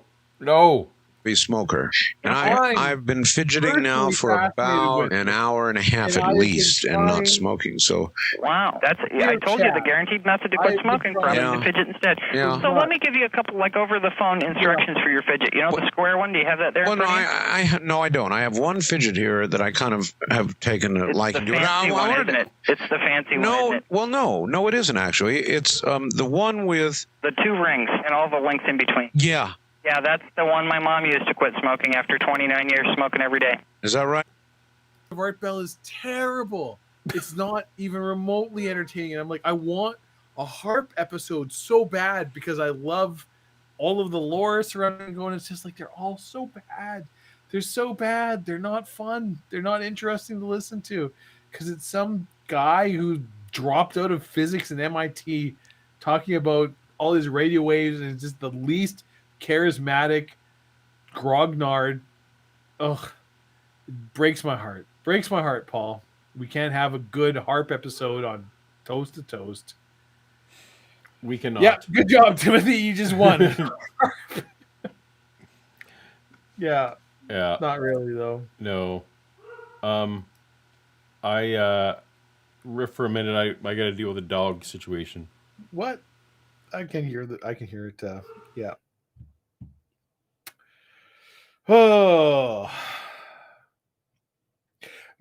that's it. HARP is within both radio circles and conspiracy circles. Like, it's a big deal. It was this whole big thing, but I've listened to numerous Art Bell episodes about it. Like, every one of them is just boring as hell, dry, and oh my goodness, they're terrible.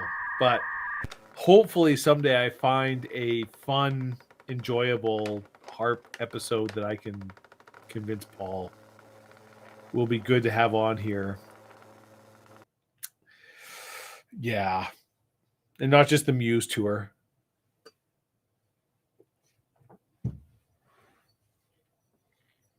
Oh, well, I don't see really what Flat Earth has to do with it, but yeah. I'm trying for you guys, but Paul isn't a lot of fun. He's not down with the sickness. Yeah, there's no glass tonight, Timothy. Sorry. This was just a fun way to kill time, not an official contact. Also, Paul would probably argue that the HARP is not valid because it was me talking about HARP, not the anything on the show. Yeah, you're absolutely right. So I think Mr. Fidget is just a mentally unwell person who kind of got carried away in the moment. Yeah. Oh, thank you, Jennifer. We appreciate that. I appreciate your love of the sponsors. I feel like we need to do just like a supercut on Paul's channel of all my sponsor ads. So, yes, Muse the band, XC Music, had a tour called Harp at one point. Radio ops can use LEO stats to make contacts, which these flat earthers tell us we're wrong and satellites aren't real. Oh, well, there you go. In use to speak. Thanks, Quasimodo. Can you photocopy your butt on the machine? I feel like I'm a large man. Some would say unhealthily. So I feel like me putting my butt on that machine would permanently damage it. So probably not a good idea. Last time I played Trivia Pursuit, my parents have like a copy of original Trivia Pursuit. I have a couple versions. The 90s one, a few. Last time I played Trivia Pursuit, got to be at least 10 years of like actual game Trivia Pursuit, probably more than like 10, 15. It's been a while. Jackbox, played that a lot. I've played a lot of trivia games. Actual Trivia Pursuit, it's been a while. Paul, do you remember the last time you played Trivia Pursuit? Any version of Trivia Pursuit? So it was during COVID. Okay, well, that's more recent than me, for sure. Yeah. I think... So I think it was actually just the very start of COVID when I ended up... I came to the East Coast to visit Shannon just as things were kind of... Like, nothing was locked down yet, but during my trip, things started falling apart. And then all of a sudden, it was like, oh, we can't leave the apartment. Okay, well, what's here? It's like, yeah. So, Bella was not a good girl. We had to do a whole thing. It's not fun. Bella, anyway, did she do something she shouldn't have done? Well, I let her out to pee ostensibly. Yeah. What she thought she was going to the yard for was to howl at the moon. I see. And it is 3:30 here, and my neighbors don't love it when at 3:30 she goes bananas. So I had to chase her around the yard a little bit. That was fun. I know I would love it if one of my neighbors dog howling at 3 o'clock. Like, hey, how about you shut the fuck up because we have to work. Yeah. So that was fun. I feel like Dave. I feel like I think we've got what we needed from the Fidget Man. Mm-hmm. You wrap it up? We're wrapping up. I'm coming up on. We're at 3 hours and 52 minutes. That's fair. And we started a little bit late. I don't know if you recall. I don't remember anything about that. Yeah. Various OBS So, issues. do you have a joke for us? Oh shit. I flubbed it last week. Okay, Paul. I feel like this is apropos. All right. So, in this particular time and country, there was a man and a woman who had 100 children. Okay. And they named all of their children by number. Okay. 1, 2, 3, 4, 5, 6, 7, 8, etc., all the way up to.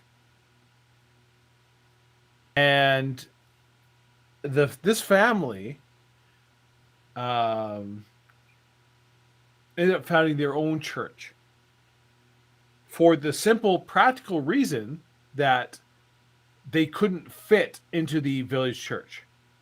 I mean, there's 102 of them, right? Like, it's just too many people. Yeah, sure. Makes sense. So they essentially had their own church with their own priest, their own, like, it was a full-on church. And they were all very religious, except for 90. Oh. 90 ended up rejecting religion, rejecting the existence of God entirely. And so, the family tried to they still loved 90, wanted to still be a family. So they kind of all tried to move past it. One Sunday, everybody was at church except 90. Didn't believe in God, didn't go to church. Well, Paul, there was a terrible accident. There was a fire. Oh, no. Started. Smoke was billowing from beneath the pews, around. Insane amount. The fire spread. The church was not built to code, not to spec. This was small town go. The fire tragically, horribly ended up spreading incredibly fast. And the sad truth is nobody escaped.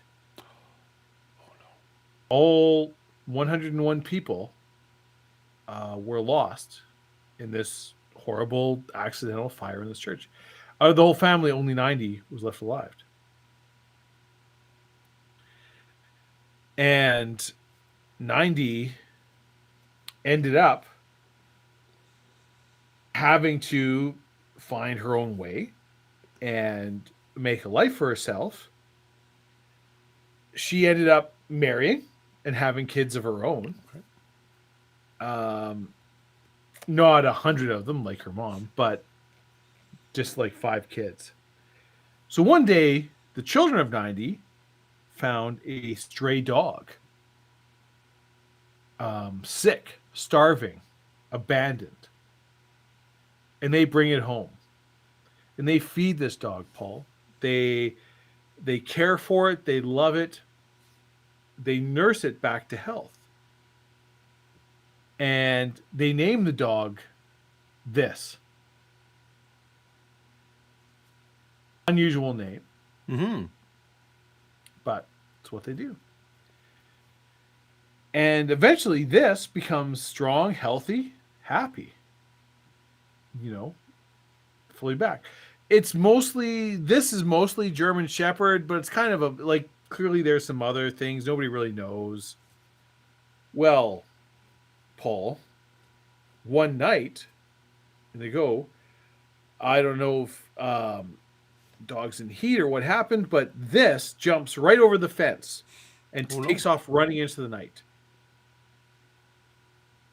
And nobody ever sees it. And here's the thing, Paul, because the kids were afraid that their parents wouldn't let them keep the dog, they'd kept this a secret to themselves. Right? They didn't let mom and dad know, anybody. This had been in the shed in the garden, and they'd been sneaking food out to her, going. And so when this disappeared and was gone forever, the sad truth was only 90s kids remember this.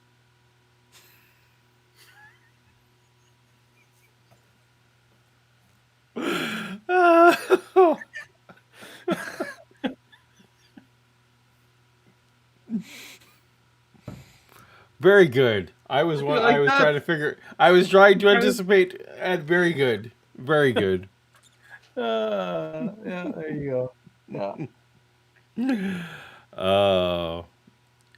You're up on you're a meme master. You're up on your memes. Got my memes. Yeah. I assume no super chats came in while I was chasing my dog in the yard. We haven't had any super chats for a while. Very good. So I think that takes care of all our business. Thank you once again to everyone who's watching. Well, did we get the one that was the Timothy Harmon super chat before? I don't know if we read that out. I think we missed it. The I win with Harp? Yeah. Did we read that? We did now. Just drunk? Maybe I didn't, drunk. But we did now. Yeah. We did now. Except I tried to explain. I think that was when you were gone. I tried to explain to Timothy Harmon that probably he didn't, because me talking about Harp doesn't. Oh, yes. Paul's a real jerk and doesn't want him to have fun.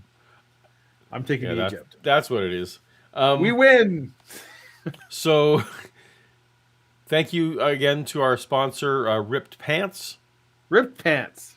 Yeah. Appreciate you. And thanks to everyone for hanging out with us. Until next time. If we ever do a Paulogia show, yes. The jokes that we might hear. Very good.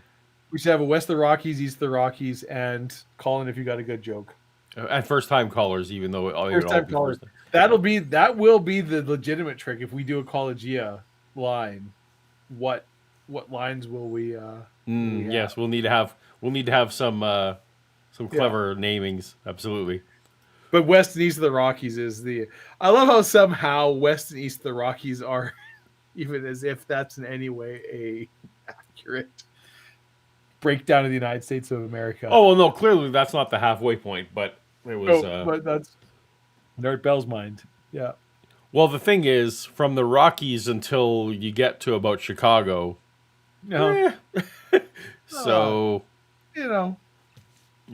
Ain't nobody listed in Arkansas. Yeah. All right. Well, thank you, everyone, and good night. Good night. Good luck.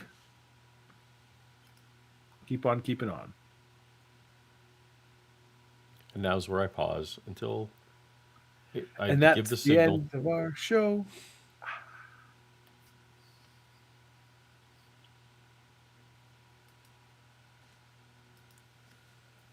And now we're clear. And now we're clear.